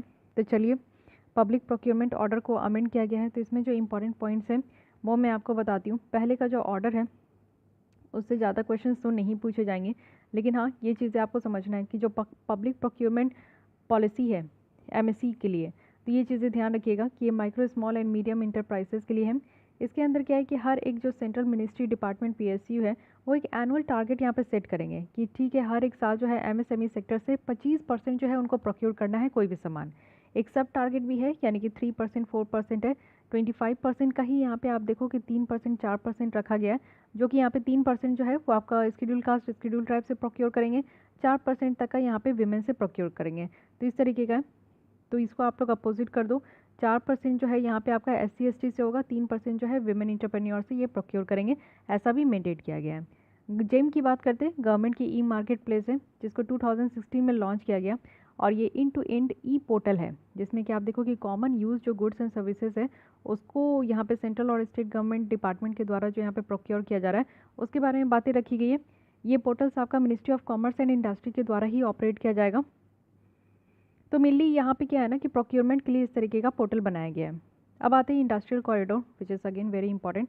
तो इंडस्ट्रियल कॉरिडोर की अगर हम लोग बात करें तो यहाँ पे cabinet committee on economic affair है जिनके द्वारा इंडस्ट्रियल कॉरिडोर को जो है साउथ में भी अप्रूव कर दिया गया है। तो देख सकते हैं हमारे देश में 4 इंडस्ट्रियल कॉरिडोर हैं। अगर सबसे पहले हम लोग बात करें यहाँ पे तो ये DMC है, DMIC है, यानी कि दिल्ली मुंबई, ये दिल्ली से टू मुंबई इंडस्ट्रियल कॉरिडोर है। फिर उसके बाद BMIC है, इट मीन्स कि यहाँ पे यहाँ पे बेंगलुरु टू मुंबई जो है ये आपका इंडस्ट्रियल कॉरिडोर है। फिर यहाँ पे आप लोग देखो कि अमृतसर, यहाँ पे पंजाब से अमृतसर से कोलकाता इंडस्ट्रियल कॉरिडोर है। और फिर उसके बाद जो है ईस्ट कोस्ट यहाँ पे इकोनॉमिक कॉरिडोर है, जो कि यहाँ पे आप लोग ऐसे देख सकते हो, ठीक है। फिर चेन्नई बेंगलुरु भी यहाँ पे कॉरिडोर है इस तरीके से। तो काफ़ी ज़्यादा इंडस्ट्रियल कॉरिडोर बनाए जा रहे हैं, तो इसके बारे में ध्यान रखना है। ग्रीनफील्ड जो इंडस्ट्रियल सिटीज़ है ना, इसमें सस्टेनेबल की बात की गई है कि हर एक चीज़ को डेवलप किया जाएगा सस्टेनेबल तरीके से। वर्ल्ड क्लास इंफ्रास्ट्रक्चर प्रोवाइड की जाएगी, रूट हो गया, रेल हो गया, रोड हो गया, कनेक्टिविटी, और साथ ही साथ जो फ्रेट मूवमेंट होता है, सामान की जो यहाँ पे मूवमेंट होती है, वो बेटर तरीके से आप देखो कि पोर्ट से, लॉजिस्टिक हब से जो है यहाँ पे मूवमेंट हो सके। मल्टी मॉडल लॉजिस्टिक हब भी बनाने की बात की गई है। मल्टी मॉडल ट्रांसपोर्ट हब भी जो है इसको भी अप्रूव किया गया था। तो थोड़ा बहुत याद रखना है कि कौन कौन से हमारे यहाँ इंडस्ट्रियल कॉरिडोर है। फिर है PLI scheme, again very important, मुझे तो लगता है इससे पक्का क्वेश्चन आएगा ही आएगा। पीएलआई स्कीम क्या है कि 10 सेक्टर सरकार के द्वारा अप्रूव किया गया है कि इसमें प्रोडक्शन लिंक्ड इंसेंटिव्स देनी है। इट मीन्स कि जितना ज़्यादा मैन्युफैक्चर होगा उस सेक्टर्स में, जितना ज़्यादा प्रोडक्शन होगी उसी में आपको जो है और ज़्यादा से ज़्यादा पैसे दिए जाएंगे। इट मीन्स कि काइंड ऑफ रिवॉर्ड दी जाएगी कि हाँ आप अच्छा काम कर रहे हो तो आपके लिए ये रहे रिवॉर्ड। तो प्रोडक्शन लिंक्ड इंसेंटिव्स हैं, इट मीन्स कि यहाँ पे प्रोड्यूसर्स जो है उनको रिबेट दी जाएगी, छूट दिया जाएगा, और ये रिबेट जो है सर्टेन परसेंटेज, जितना वो यहाँ पे प्रोड्यूसर्स को अगर सेल करेंगे, जितना भी उनका सामान है उनको सेल करेंगे, उसी में कुछ परसेंटेज ऑफ जो है उनको छूट मिलेगा। तो पीएलआई स्कीम अगर हम लोग देखें तो इलेक्ट्रॉनिक सेक्टर्स में ये ऑफर किया गया है 4 to 6%, और उसी के द्वारा अगर हम लोग देखें तो यहाँ पे 10 सेक्टर्स को और इंक्लूड किया गया। तो मोबाइल मैन्युफैक्चरिंग, जो कि आप देखते हो कि ज़्यादा से ज़्यादा मोबाइल जो है हमारे देश में मैन्युफैक्चर हो रहे हैं, स्पेसिफाइड इलेक्ट्रॉनिक कंपोनेंट है, क्रिटिकल की स्टार्टिंग मटेरियल है, ड्रग इंटरमीडियरीज है, एक्टिव फार्मास्यूटिकल इंग्रेडिएंट्स है, और जो मेडिकल डिवाइसेस है इसको भी मैन्युफैक्चर किया जाएगा हमारे देश में। ओके, इसके अलावा आप देख सकते हो कि एडिशनल सेक्टर्स क्या क्या हैं। तो यहाँ पे है हमारे यहाँ जो केमिस्ट्री सेल बैटरी है, एसीसी बैटरी, वो यहाँ पे बनाई जाएगी। इलेक्ट्रॉनिक और यहाँ पे technology product, automobile and auto component, pharmaceutical drugs है, टेलीकॉम एंड नेटवर्किंग प्रोडक्ट है, टेक्सटाइल प्रोडक्ट है, फूड प्रोडक्ट्स है, high efficiency solar PV module है, वाइट गुड्स है, और स्पेशलिटी स्टील है। ओके, तो फाइनल प्रपोजल जो है वो यहाँ पे इंडिविजुअल सेक्टर्स के लिए भी दिया गया, और इंडिविजुअल सेक्टर्स के लिए जो अप्रूव किया जाएगा वो यहाँ पे एक एक्सपेंडिचर फाइनेंस कमेटी है, उनके द्वारा अप्रूव किया जाएगा। ठीक है, तो ये सारे न्यू कमिटीज़ है, इसको भी ध्यान रखना है। ये स्कीम जो है आउट बेस्ड सोर्स है, यानी कि जितना ज़्यादा प्रोडक्शंस होगा उसी के बेसिस पे ये स्कीम जो है लिंक किया जा रहा है। ये स्कीम फोकस करेगी साइज़ और स्केल, इट मीन्स कि जो भी यहाँ पे प्रोड्यूसर्स हैं वो कितने वॉल्यूम में यहाँ पे प्रोडक्शन कर रहे हैं, तो इस पर मैटर करेगा। फिर आते हैं MSME sector, again very important sector for our economy and for our prelims point of view. MSME sectors की बात करें, देखिए यहाँ पे इनकी क्लासिफिकेशन थोड़ी चेंज हो गई, इनकी डेफिनेशंस को चेंज किया गया है। क्लासिफिकेशन क्या है कि मैन्युफैक्चरिंग इंटरप्राइजेस और जो इंटरप्राइजेस रेंडरिंग सर्विसेज है। माइक्रो हम लोग इंडस्ट्री किसे कहेंगे, तो जिसकी इन्वेस्टमेंट 1 करोड़ से कम है और एनुअल टर्नओवर 5 करोड़ से कम है। स्मॉल किसे कहेंगे, जिसकी इन्वेस्टमेंट 10 करोड़ से कम है और एनुअल टर्नओवर 50 करोड़ से कम है। मीडियम किसे कहेंगे, जिसकी इन्वेस्टमेंट 50 करोड़ से कम है और एनुअल टर्नओवर 250 करोड़ से कम है। ठीक है, तो ये चीज़ें ध्यान रखनी है। एमएसएमई को हम लोग इतना ज़्यादा क्यों इंपॉर्टेंट देते हैं, क्योंकि आप लोग देखो कि यहाँ पे एम्प्लॉयमेंट बहुत ज़्यादा है, 55 मिलियन इंटरप्राइजेस जो है यहाँ पे एम्प्लॉइंग है 124 मिलियन पीपल्स को। हमारे जीडीपी का 29% तक कंट्रीब्यूट करता है, 45% तक जो है इनके सामान को एक्सपोर्ट करते हैं। साथ ही इनकम ऑगमेंटेशन देखने को मिलेगा, रूरल इंफ्रास्ट्रक्चर है, वुमेन एम्पावरमेंट है, प्रमोशन होता है ट्रेडिशनल गुड्स का, तो ये भी ध्यान रखना है। और गवर्नमेंट के द्वारा काफ़ी इंसेंटिव्स दी गई है, फाइनेंशियल सपोर्ट किया गया है कोविड-19 के टाइम में, जो कि एमएसएमई सेक्टर्स को, और वो भी आत्मनिर्भर भारत पैकेज के तहत। तो सबसे पहले emergency credit line guarantee scheme दी गई है। जो भी ऐसे एमएसएमई सेक्टर्स है जिनकी बिजनेस यहाँ पे बहुत ज़्यादा अफेक्ट हुई है कोविड-19 के कारण, तो उनको इमरजेंसी बेसिस में जो है क्रेडिट दिया जाएगा, और ये गारंटी है कि उनको क्रेडिट मिलेगी, और क्रेडिट भी लोन के फॉर्म में मिलेगा। 3 लाख करोड़ तक का एलिजिबल यहाँ पे एमएसएमई होंगे, और इंटरेस्टेड जो मुद्रा बोरोवर्स है उनको भी यहाँ पे जो है guaranteed emergency credit line facility के तहत उनको यहाँ पे 100% गारंटी है कि उनको लोन मिलेगा। फंड ऑफ फंड्स यहाँ पे क्रिएट किया गया है, जिससे कि यहाँ पे 50,000 करोड़ तक यहाँ पे इस सेक्टर्स में इन्फ्यूज़ किया जाए, और एमएसएमई को जो है और ज़्यादा एक्सपेंड करने के लिए काफ़ी ज़्यादा हेल्प किया जाए। एमएसएमई, अब देखिए इसको उद्यम कहते हैं। तो रिसेंटली मिनिस्ट्री ऑफ जो एमएसएमई है वो यहाँ पे कुछ गाइडलाइन लेकर आई है कि कैसे यहाँ पे रजिस्ट्रेशन करानी है और क्या क्लासिफिकेशन है। तो उद्यम रजिस्ट्रेशन जो है इसको ऑनलाइन फिल किया जाएगा, और सेल्फ डिक्लेरेशन करनी है। यहाँ पे कोई पेपर डॉक्यूमेंट की ज़रूरत नहीं है, कोई प्रूफ की ज़रूरत नहीं है। आपको बस खुद आकर इस उद्यम में आपको रजिस्ट्रेशन कराना है, और खुद ही यहाँ पे सेल्फ डिक्लेरेशन देनी है कि आपकी बिज़नेस किस लिए है, क्या और किस क्राइटेरिया में आती है, माइक्रो में आती है, स्मॉल में आती है, या फिर मीडियम में आती है। इसके अलावा आप देखो कि CCTMSE है, इट मीन्स कि credit guarantee fund trust for micro and small enterprises है, जो कि 90% सबऑर्डिनेट डेट को जो है यहाँ पे गारंटीड ज़रूर दे रहे हैं। तो इतनी बातें ध्यान रखनी है। इसके अलावा आप देखो कि चैंपियंस पोर्टल भी लाया गया था। ये डायरेक्टली आपसे पूछा जा सकता है कि किसके द्वारा लॉन्च किया गया। तो मिनिस्ट्री ऑफ एमएसएमई के द्वारा चैंपियन पोर्टल लॉन्च किया गया था। इस पोर्टल में क्या था कि काफ़ी गाइडेंस यहाँ पे प्रोवाइड किया गया था कि जो न्यू बिजनेस अपॉर्चुनिटी है वो आए, लॉन्ग रन के लिए वो आ सकते हैं। और इसको फुल्ली इंटीग्रेट किया गया है centralised public grievance redressal and monitoring system. It means कि जो भी लोगों को अपनी इंडस्ट्री, अपनी यहाँ पे बिजनेस को सेटअप करने में प्रॉब्लम है तो वो यहाँ पे आकर अपना मीन्स जो दुख दर्द है वो रख सकते हैं। उसके बाद आता है एनिक अराइज। एनिक अराइज कहने का क्या मतलब है? Atal new India challenges in applied science and innovation for medium and small enterprises launched. Actually ये एक प्रोग्राम है जो कि अटल इनोवेशन मिशन, जो कि नीति आयोग की है, उसके तहत ये मिशन आपका लाया गया है, जिसमें कि रिसर्च एंड इनोवेशन को बढ़ावा दिया जाएगा और इंडियन स्टार्टअप और जो एमएसएमई है उसकी कॉम्पिटिशन जो है आपस में ज़्यादा से ज़्यादा बढ़ेगी। साथ ही आप देखो कि यहाँ पे इसरो भी है, 4 मिनिस्टर्स भी है जो कि यहाँ पे इन्वॉल्व है एनिक अराइज के लिए। तो यहाँ पे इतने भारी भरकम अगर पर्सनालिटी और बॉडी यहाँ पे अगर आपका इंक्लूड है तो वो अपने आप में ही इंपॉर्टेंट हो जाता है। ये आपसे पूछ सकता है कि एनिक अराइज जो है वो इसरो भी यहाँ पे आपका इन्वॉल्व है, तो आप लोग कन्फ्यूज़ हो सकते हो। भारत क्राफ्ट पोर्टल है जो कि आप देख सकते हो कि ई कॉमर्स पोर्टल है और ये प्लान किया गया है एमएसएमई के द्वारा। लास्ट ईयर आप लोग देखो कि मिनिस्ट्री ऑफ एमएसएमई के द्वारा ये आपका प्लान किया गया है कि कुछ ऐसा ई कॉमर्स पोर्टल होना चाहिए जो कि हम लोग इसको भारत क्राफ्ट पोर्टल कहेंगे। हमारा जो ट्रेडिशनल यहाँ पे जो भी गुड्स सर्विसेज है उसको हम लोग ऑनलाइन यहाँ पे सेल करेंगे, ठीक है। अब आते हैं टेक्सटाइल इंडस्ट्री इनिशिएटिव में। तो टेक्निकल टेक्सटाइल की अगर हम लोग बात करें तो इसका एम है कि हमारे यहाँ का जो इंटरनेशनल आपका ट्रेड होना चाहिए। हमारे यहाँ की जो टेक्निकल टेक्सटाइल है इसके साथ ही अगर हम लोग देखें तो डेडिकेटेड ईपीसी भी यहाँ पे है टेक्निकल टेक्सटाइल के लिए, जो कि एक कंपोनेंट है हमारे यहाँ का जो मिशन था नेशनल टेक्निकल टेक्सटाइल मिशन का, उसी का ये एक पार्ट भी है। इसका एम ये है कि हमारी जो डोमेस्टिक मार्केट साइज़ है टेक्निकल टेक्सटाइल का उसको हम लोग को इंक्रीज़ करना है 15 to 20% तक। टेक्निकल टेक्सटाइल कहने का क्या मतलब है? वैसे टेक्सटाइल मटेरियल और जो प्रोडक्ट है जो कि प्राइमरी यहाँ पे टेक्निकल परफॉर्मेंस के लिए यहाँ पे आपका मैन्युफैक्चर्ड होता है और फंक्शनल प्रॉपर्टीज़ के लिए, ना कि सजाने वजाने के लिए। यहाँ पे तो काम करने के लिए यहाँ पे जो है आपका कुछ मटेरियल का अगर मैन्युफैक्चर हो रहा है तो उसे हम लोग यहाँ पे टेक्निकल टेक्सटाइल कहेंगे, ठीक है। आप लोग यहाँ पे देख सकते हो ये सारे पार्ट यहाँ पे कहे गए हैं। स्टील इंडस्ट्री के बारे में बात करते हैं, काफ़ी इंपॉर्टेंट है। तो स्टील इंडस्ट्री जैसे कि आप जानते हो कि हम लोग आत्मनिर्भर भारत के तरफ बढ़ रहे हैं। इट मीन्स कि हम लोग इम्पोर्ट डिपेंडेंसी जो है उसको कम कर रहे हैं। इंडिया की अगर हम लोग बात करें तो अगेन हम लोग सेकंड लार्जेस्ट स्टील प्रोड्यूसर और कंज्यूमर है पूरे वर्ल्ड में। तो सेकंड लार्जेस्ट प्रोड्यूसर है हम लोग कॉटन के भी, शुगर के भी, शुगर केन के भी, राइस के भी, ठीक है। तो यहाँ पे हम लोग देखो कि स्टील के लिए भी हम लोग सेकंड लार्जेस्ट यहाँ पे प्रोड्यूसर है और कंज्यूमर भी हम लोग सेकंड लार्जेस्ट ही है। गवर्नमेंट के द्वारा यहाँ पे जो बॉर्डर एडजस्टमेंट टैक्स है ना इंपोर्ट के लिए, इंपोर्ट के ऊपर ये लगाया जाता है, तो उसको एग्जामिन किया गया है।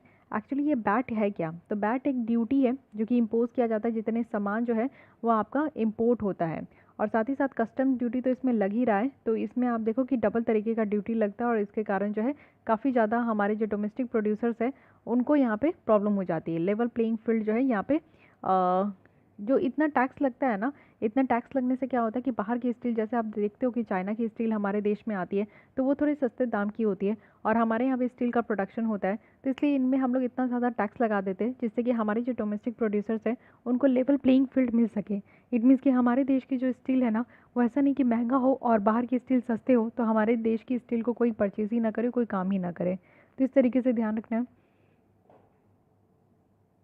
स्टील इंडस्ट्री की इनिशिएटिव देख लेते हैं। आपसे डायरेक्टली पूछा जाएगा कि मिशन पूर्वोदय क्या है।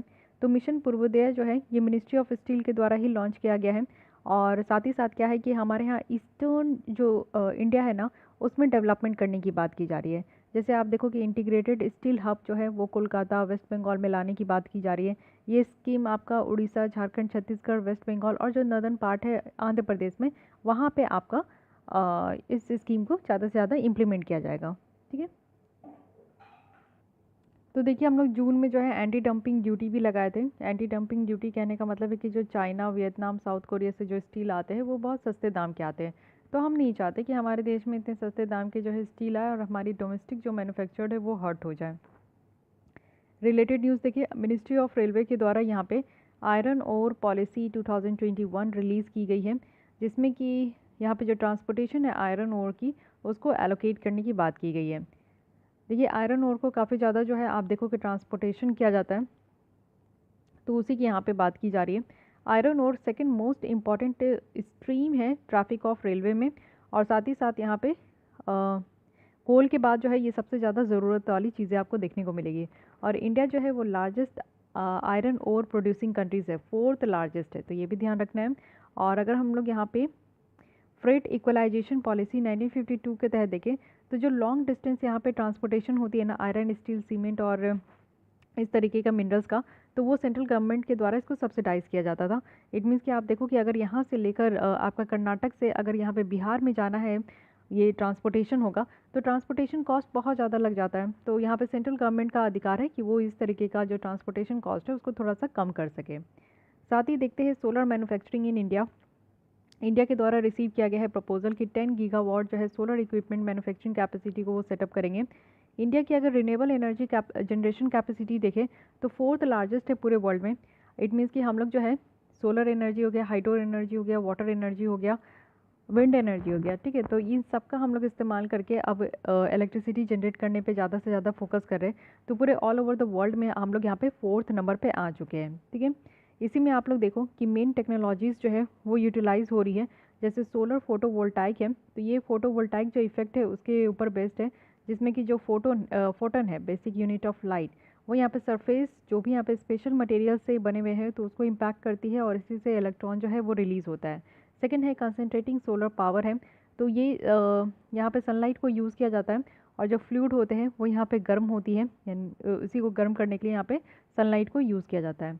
ग्लोबल री इन्वेस्ट, ये आपसे पूछा जाएगा कि ये है क्या, तो ये renewable energy investors meet and expo है, जो कि ministry of new and renewable energy के द्वारा इसको ऑर्गेनाइज किया गया है वर्ल्ड बैंक और अदर्स के साथ मिलकर। स्पेशल इकोनॉमिक जोन की अगर हम लोग बात करें तो ये बनाया जा रहा है जो कि सोलर मैन्युफैक्चरर्स यहाँ पे बेस्ड होंगे और बेसिक जो कस्टम ड्यूटी है उसको अपोज किया जाएगा, तो ये भी ध्यान रखना है। सोलर इक्विपमेंट जो मेकर्स है ना, वो यहाँ पे आप लोग देखो कि लोकल सोलर फैक्ट्रीज है सोशल बोल रही स्पेशल इकोनॉमिक जोन में, जो कि शट डाउन किया जाएगा अगर गवर्नमेंट इस तरीके का बेसिक कस्टम ड्यूटी अगर ये लगाएगी, तो यानी कि सोलर सेल और मॉड्यूल्स के अगर इंपोर्ट में ये लगाया जाएगा तो हमारे यहाँ का जो स्पेशल इकोनॉमिक जोन में जो आपको लोकल सोलर फैक्ट्रीज देखने को मिलता है उसको शट डाउन किया जाएगा। और ये देखिए कि बेसिक कस्टम ड्यूटी होता क्या है, तो एक्चुअली एक टाइप ऑफ ड्यूटी है या टैक्स है जो कि कस्टम एक्ट 1962 के तहत इसको लगाया जाता है। एक सबसे बड़ी न्यूज़ ये है कि एशिया की largest single site solar power plant, वो भी 750 मेगावाट रेवा सोलर प्रोजेक्ट ये आपका लगाया गया है। तो ये रेवा अल्ट्रा मेगा सोलर लिमिटेड के द्वारा इसको डेवलप किया गया है और ये फर्स्ट सोलर प्रोजेक्ट है पूरे देश में। और ये ग्रिड पैरिटी है। ग्रिड पैरिटी कब होता है, जब यहाँ पे ऑल्टरनेट एनर्जीज देखने को मिलेगी, जैसे सोलर के द्वारा हम लोग यहाँ पे इलेक्ट्रिसिटी को जनरेट कर सके, तो ये आपको सस्ते दाम में भी दिखेगा जो थर्मल पावर प्लांट से हम लोग इलेक्ट्रिसिटी जनरेट करते हैं, या फिर इक्वल देखने को मिलेगा जो कन्वेंशनल सोर्स है, यानी कि जो कोयला वगैरह का यूज़ करके जो हम लोग इलेक्ट्रिसिटी जनरेट करते हैं, तो या तो उससे इक्वल है या तो उससे कम में ही हम लोग यहाँ पे इलेक्ट्रिसिटी जनरेट कर पाते हैं।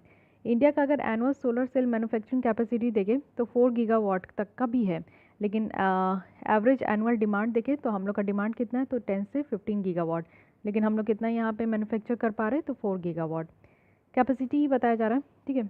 आइए सॉफ्टवेयर प्रोडक्ट डेवलपमेंट फंड देख लीजिए।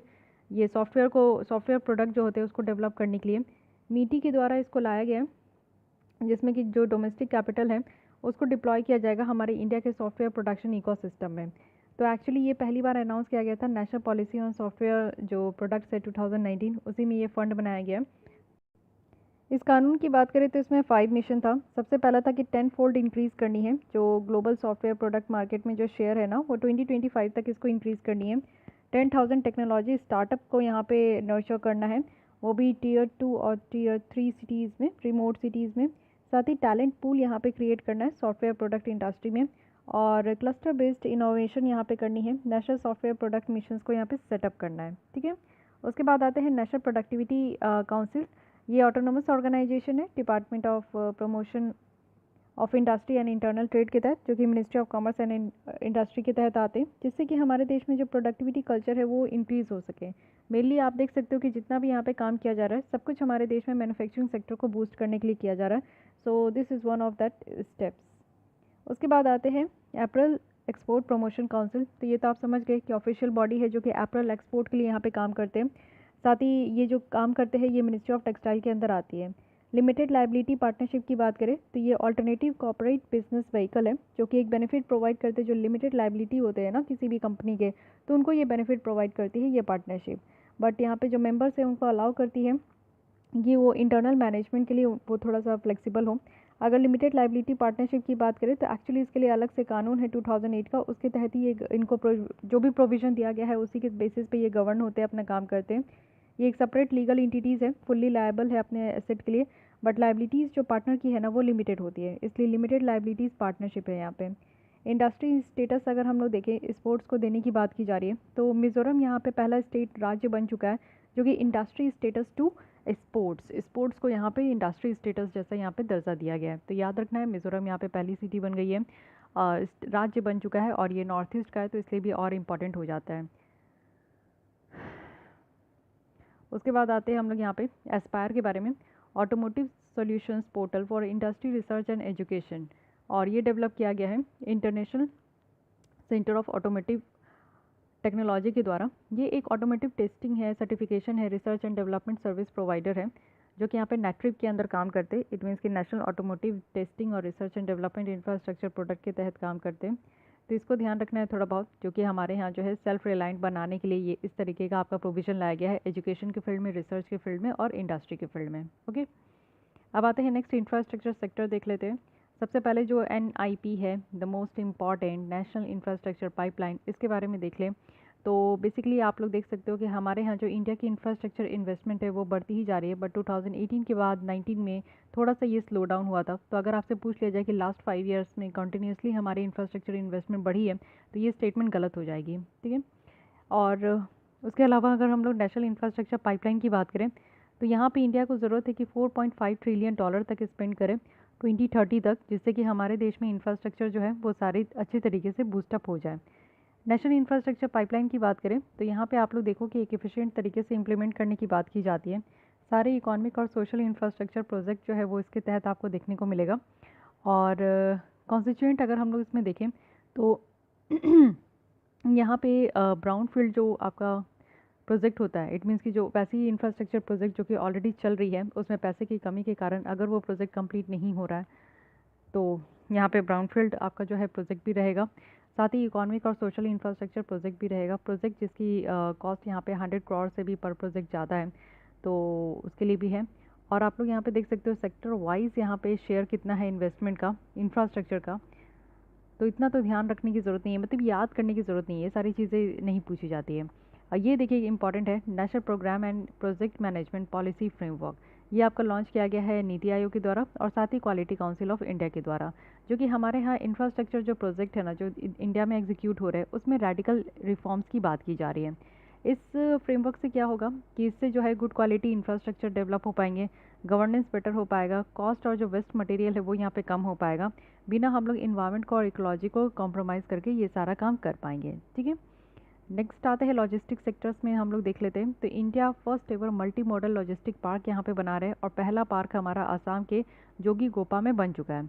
तो मल्टी मॉडल लॉजिस्टिक पार्क यानी कि आप देखो कि जो लॉजिस्टिक पार्क है जहाँ पे सामान जाकर रखा जाता है तो ये मल्टी मॉडल है, कई तरीके से आपको देखने को मिलेगा। वैल्यू एडेड सर्विस यहाँ पे बहुत सारे हैं, यहाँ पे रेल और रोड बेस्ड ट्रांसपोर्टेशन भी होगा यहाँ पे। साथ ही अगर हम लोग बात करें मल्टी मॉडल लॉजिस्टिक पार्क की तो ये डेवलप किया गया भारतमाला परियोजना के तहत। तो ये याद रखना है, एक सागर माला है एक भारतमाला है, ठीक है।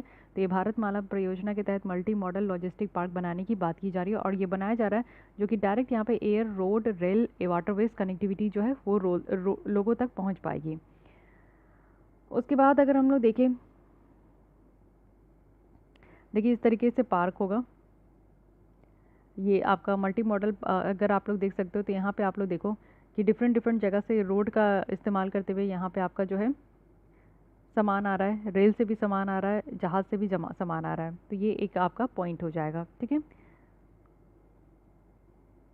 साथ ही अगर देखें तो गवर्नमेंट के द्वारा न्यू लॉ यहाँ पे लाया गया है लॉजिस्टिक सेक्टर के लिए। तो मिनिस्ट्री ऑफ कॉमर्स है जो कि यहाँ पे एक लॉ फ्रेम की है, national logistic law efficiency and advance predictability act है, जो कि मल्टी मॉडल जो ट्रांसपोर्टेशन ऑफ गुड्स एक्ट है 1993 का, उसको रिप्लेस किया जाएगा। इस कानून के थ्रू क्या है कि यहाँ पे बहुत सारे पार्टिसिपेंट्स जो है उसको डिफाइन किया गया है लॉजिस्टिक स्पेस में और साथ ही साथ जो लॉजिस्टिक कॉस्ट है उसको भी रिड्यूस करने की बात की गई है। आज की डेट में 14% हमारा लॉजिस्टिक कॉस्ट जो है वो जीडीपी में कंट्रीब्यूट करता है, तो इसको कम करके 10% तक करना है। तो ये चीज़ें याद रखनी है कि लॉजिस्टिक में हमारा जो है 14% तक जीडीपी में कंट्रीब्यूट करता है। इंडिया की रैंक अगर हम लोग देखें लॉजिस्टिक परफॉर्मेंस इंडेक्स में, तो इसको भी इम्प्रूव करना है। जैसे आज की डेट में आप देखो कि लॉजिस्टिक परफॉर्मेंस इंडेक्स जो कि यहाँ पे आपका रिलीज़ किया जाता है वर्ल्ड बैंक के द्वारा, तो वेरी वेरी वेरी इंपॉर्टेंट। और यहाँ पे 2018 में हमारा रैंक 44th है। ठीक है, रोडवेज़ में आते हैं। रोडवेज़ में आप देखो कि यहाँ पे बॉट मॉडल को मॉडल कंसेशन एग्रीमेंट के तहत लाया गया है। तो यहाँ पे आप लोग देखो कि बहुत सारे मॉडल होते हैं, पहले इस मॉडल को आप समझो। ठीक है, रोड कंस्ट्रक्शन में तो पहला बॉट होता है, यानी कि बिल्ट ऑपरेट ट्रांसफ़र, बनाओ ऑपरेट करो और ट्रांसफ़र कर दो। ठीक है, डेवलपर जो होते हैं ना वो यहाँ पे रोड बनाते हैं। इन्वेस्टमेंट रिकवरी जो है वो टॉल कलेक्शन से होता है, यानी कि ऑपरेट करना है। पहले तो रोड बना लिए और उसके बाद जो है बिल्ट हो गया, फिर ऑपरेट करना है। तो ऑपरेट करने का कैसे है, तो टॉल कलेक्शन से यहाँ पे जितनी भी इन्वेस्टमेंट की है उसको यहाँ पे आपका जो है वापस ले लेते हैं, और इसमें कोई भी गवर्नमेंट का पेमेंट नहीं होता है। ठीक है, तो यहाँ पे गवर्नमेंट पेमेंट नहीं होती, इसलिए ये ध्यान रखना है बॉट में। उसके बाद आता है EPC, engineering procurement and construction है। तो कॉस्ट जो कम्प्लीटली है वो सरकार के द्वारा पे किया जाता है।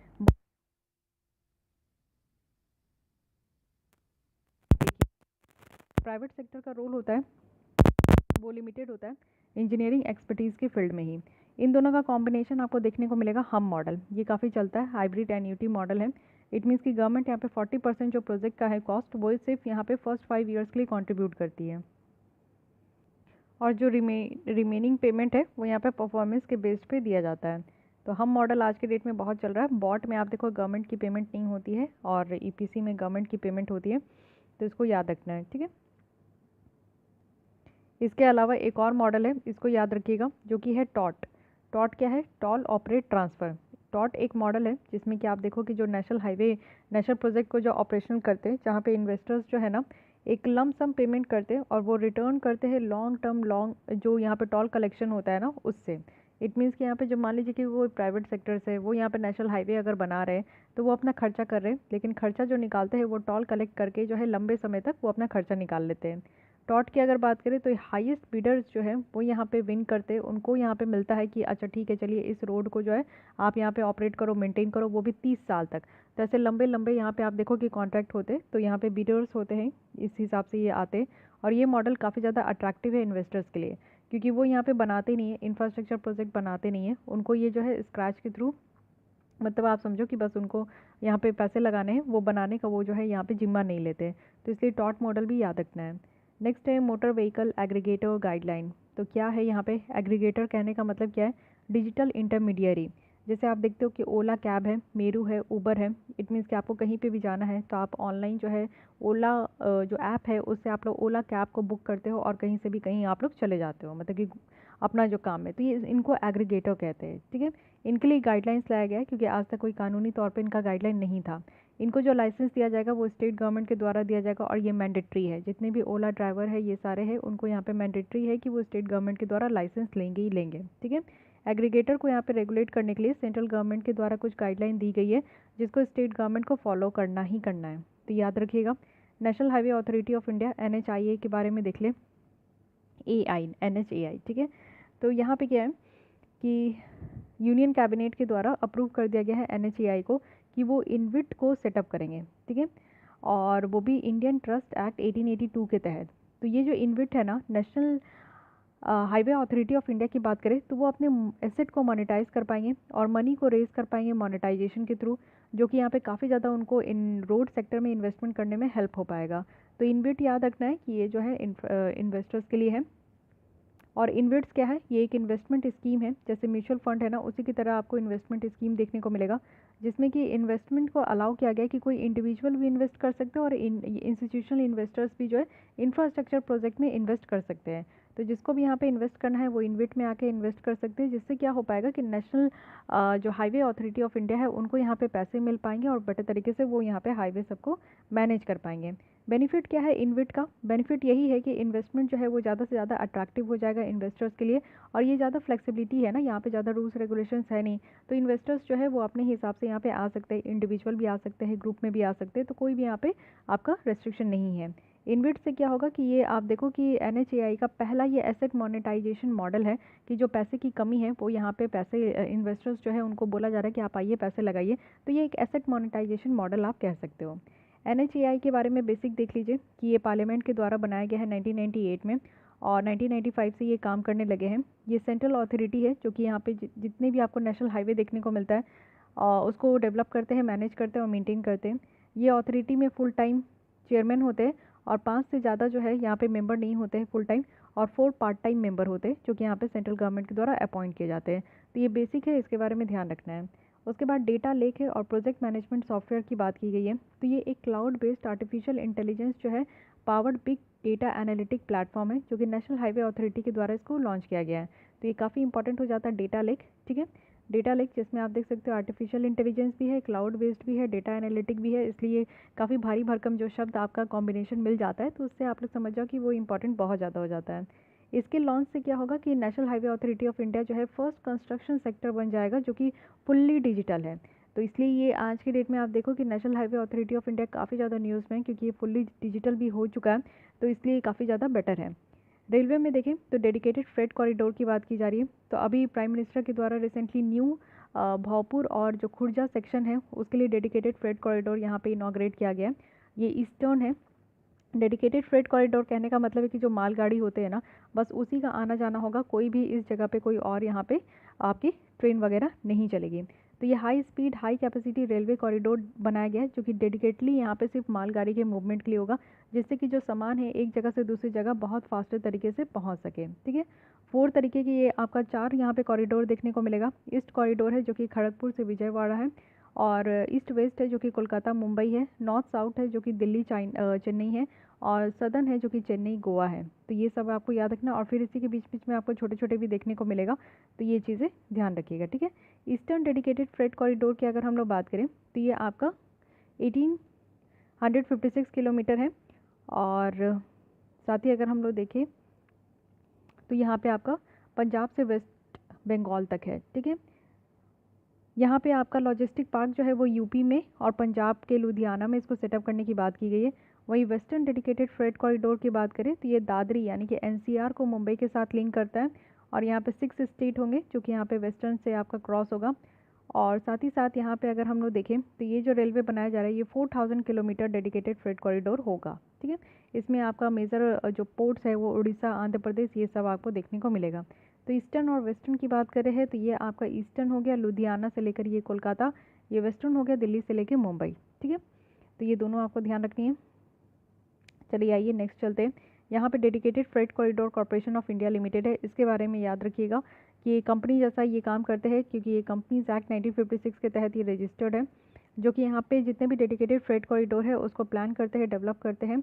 और अगर हम लोग इसके बारे में देखें तो ये मिशन है इनका कि एक अच्छा खासा कॉरिडोर बनाना है, यानी कि गलियारा बनाना है जो कि एक अच्छे खासे टेक्नोलॉजी के साथ लैश हो और इंडियन रेलवे जो है इसको बहुत बेटर तरीके से यूज़ कर सके। यहाँ पे मल्टी मॉडल लॉजिस्टिक पार्क यानी कि डिफरेंट डिफरेंट तरीके का यहाँ पे लॉजिस्टिक पार्क हो जिसमें कि सारे सामान को एक जगह से दूसरी जगह ले जाया जाए और एक सेंटर जैसा काम करे जहाँ पे सारे सामान को रख भी सके। प्राइवेट पार्टिसिपेशन अगर रेलवे में हम लोग देखें तो मिनिस्ट्री ऑफ रेलवे के द्वारा यहाँ पे अनाउंस किया गया है, इनवाइट किया गया है प्राइवेट पार्टिसिपेशन के लिए, और वो भी पैसेंजर ट्रेन के ऑपरेशन को लेकर, ठीक है। पैसेंजर ट्रेन को ये ध्यान रखिएगा। ये फर्स्ट इनिशिएटिव है प्राइवेट इन्वेस्टमेंट का जो कि रनिंग पैसेंजर ट्रेन में देखने को मिल रहा है इंडियन रेलवे नेटवर्क में आज के डेट में। तो ट्रेन को ऐसा डिज़ाइन किया जाएगा ना कि मैक्सिमम स्पीड जो है वो 160 किलोमीटर पर आवर के स्पीड से ये दौड़े। तो चलिए अच्छा है। रिस्पॉन्सिबिलिटी अगर हम लोग इंडियन रेलवे की देखें तो जो ड्राइवर और गार्ड ऑफ ट्रेन है वो यहाँ पे रेलवे ऑफिशियल होंगे जो कि इस ट्रेन को ऑपरेट करेंगे और ट्रैक इंफ्रास्ट्रक्चर को मेंटेन करेंगे। साथ ही सेफ्टी क्लियरेंस जो ट्रेन का होगा वो भी रेलवे के द्वारा ही किया जाएगा। प्राइवेट सेक्टर को यहाँ पे अलाउ किया गया है कि ठीक है आप यहाँ पे ट्रेन को रन कीजिए, वो भी 35 साल तक, और इन रिटर्न जो है वो यहाँ पे रेवेन्यू से उनको शेयर वगैरह है रेवेन्यू में वो यहाँ पे अर्न करेंगे। और इसी के साथ साथ आप देखो कि प्राइवेट सेक्टर का कहने का मतलब है कि वो पैसे लेकर आएंगे, फाइनेंसिंग करेंगे और ट्रेन को मेंटेन करेंगे, ऑपरेट करेंगे, ठीक है।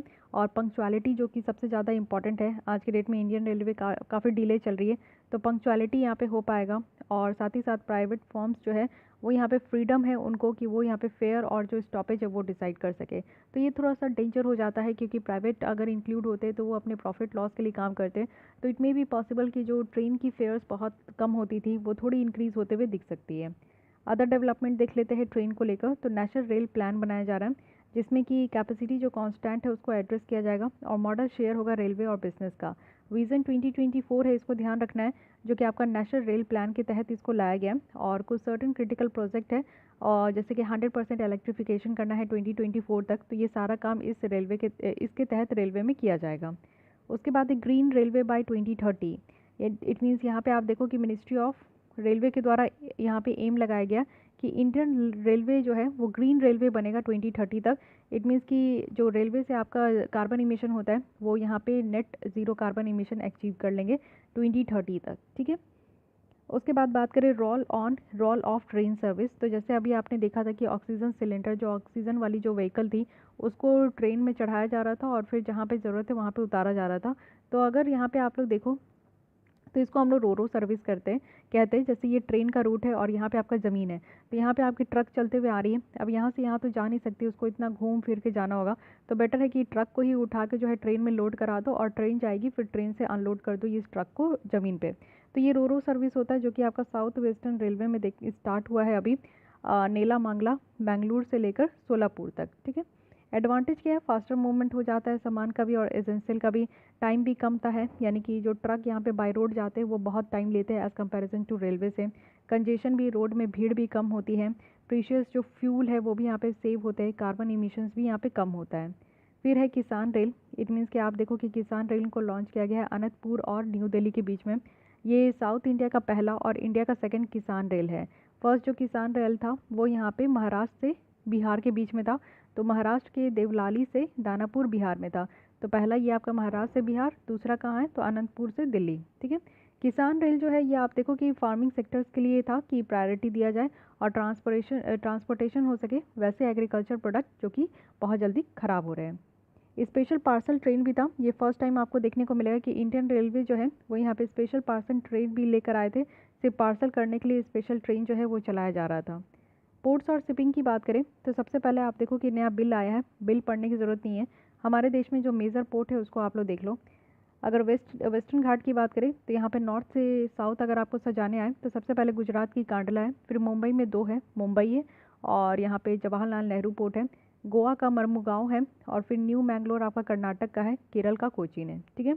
अगर हम लोग यहाँ पे ईस्टर्न घाट में अगर नॉर्थ टू साउथ देखें तो पहले कोलकाता पोर्ट है, पारादीप पोर्ट है उड़ीसा का, विशाखापट्टनम पोर्ट है आपका आंध्र प्रदेश का, देन इन्नौर और चेन्नई और टुटीकोरिन है आपका तमिलनाडु का, ठीक है। तो तमिलनाडु में सबसे ज़्यादा मेजर पोर्ट देखने को मिलेगा, ये ध्यान रखिएगा।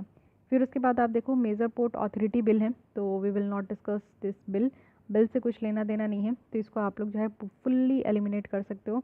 अदर डेवलपमेंट देख लेते हैं पोर्ट के रिलेशन में। तो ये है सरोद पोर्ट। तो सरोद पोर्ट क्या है कि यहाँ पे जो डिस्प्यूट होता है मैरीटाइम सेक्टर से रिलेटेड उसको यहाँ पे सॉल्व करना है। वीटीएस देखिए, वेसल ट्रैफिक सर्विस और वेसल ट्रैफिक मॉनिटरिंग सर्विस। तो रिसेंटली जो मिनिस्ट्री ऑफ शिपिंग है उनके द्वारा लॉन्च किया गया है हमारे यहाँ कुछ सॉफ्टवेयर सॉल्यूशन, जो कि वीटीएस के लिए है, वेसल ट्रैफिक सर्विस के लिए है, और यहाँ पे वेसल ट्रैफिक मॉनिटरिंग सर्विस के लिए है, ठीक है। तो ये ध्यान रखना है। देखिए ये आपका जो वेसल ट्रैफिक मॉनिटरिंग सिस्टम है ना, इसको मैंडेटरी रखा गया है इंटरनेशनल मैरीटाइम ऑर्गेनाइजेशन कन्वेंशन के तहत। उसके बाद है ट्रांसशिपमेंट पोर्ट, यानी कि इंडिया में आप देखो दो यहाँ पे ट्रांसशिपमेंट पोर्ट है। एक तो है आपका कोचीन में और दूसरा है यहाँ पे त्रिवेंद्रम में, ठीक है। तो ट्रांसशिपमेंट जो टर्मिनल होता है वो एक हब जैसा काम करता है, एक जगह से दूसरी जगह जाने के लिए एक बीच का यहाँ पे काम करता है, ठीक है। साथ ही आप देखो कि नेशनल लॉजिस्टिक पोर्टल यहाँ पे बनाया गया है। तो मिनिस्ट्री ऑफ शिपिंग के द्वारा प्लान किया जा रहा है कि एक नेशनल लॉजिस्टिक पोर्टल जो है मैरीन यहाँ पे डेवलप किया जाए, जिससे कि एक्सपोर्टर्स को काफ़ी हेल्प हो, इंपोर्टर्स को हेल्प हो, सर्विस प्रोवाइडर को हेल्प हो कि वो डॉक्यूमेंट को एक्सचेंज कर सके, ये सारी चीज़ें, ठीक है। कौन कौन से पोर्ट्स न्यूज़ में है इसको हम लोग देख लेते हैं। ये है वेदावन पोर्ट। तो recently ministry of environment forest and climate change के द्वारा ग्रीन लाइट दे दिया गया है। वेदावन पोर्ट कहाँ है तो महाराष्ट्र में है, ठीक है। ये वेदावन पोर्ट जो है ये आपसे पूछा जाएगा, तो कंपनीज एक्ट के तहत इसको सेटअप किया गया है। ये एक लैंड लॉर्ड आपका पोर्ट है, और बस इतनी बातें याद रखनी, ठीक है। मेजोरिटी आप देखो कि यहाँ पे महाराष्ट्र में है। और फिर है चिदम्बरम पोर्ट। तो चिदम्बरम पोर्ट आपका कहाँ है तो अगर हम लोग बात करें तो ये आपका टूटीकोरिन में देखने को मिलेगा, यानी तमिलनाडु के साइड में। कोलकाता पोर्ट है तो कोलकाता पोर्ट तो कोलकाता में ही है, ठीक है। और यहाँ पे एक एग्रीमेंट हुआ है इसलिए न्यूज़ में। पैराद्वीप पोर्ट आपका कहाँ पे, तो ये आंध्र प्रदेश में। इनलैंड वाटरवेज देख लेते हैं। हमारे यहाँ जो है टोटल 6 इनलैंड आपको नेशनल वाटरवेज देखने को मिलेगा। तो सबसे पहले वाटरवेज पे नज़र डालते हैं। सबसे पहले फर्स्ट जो नेशनल वाटरवेज फर्स्ट है वो गंगा रिवर में, जो कि आपका हल्दिया टू इलाहाबाद है, ठीक है। और ये आपका सबसे लंबा रूट भी आपको देखने को मिलेगा, 1620 किलोमीटर। इसमें कौन कौन से स्टेट आते हैं, तो यहाँ पे आपके 4 राज्य हैं, यूपी, बिहार, झारखंड और वेस्ट बंगाल। वहीं अगर हम लोग नेशनल वाटरवेज 2 देखें तो गंगा के बाद जो रिवर होती है वो ब्रह्मपुत्र है। तो ब्रह्मपुत्र में ये है डुबरी टू सदिया है, जो कि आपको आसाम वाले रीजन में ही देखने को मिलेगा। पहला यहाँ पे है, दूसरा यहाँ पे है। 891 किलोमीटर है। यहाँ पे आसाम, वेस्ट बंगाल, अरुणाचल प्रदेश और साथ ही साथ मेघालय है। 3 की बात करें तो 3 आपका यहाँ पे केरल साइड में आएगा, जो कि यहाँ पे कोल्लम टू कोटापुरम है। और ये 205 किलोमीटर है, जो कि केरल में ही है, national waterways 3।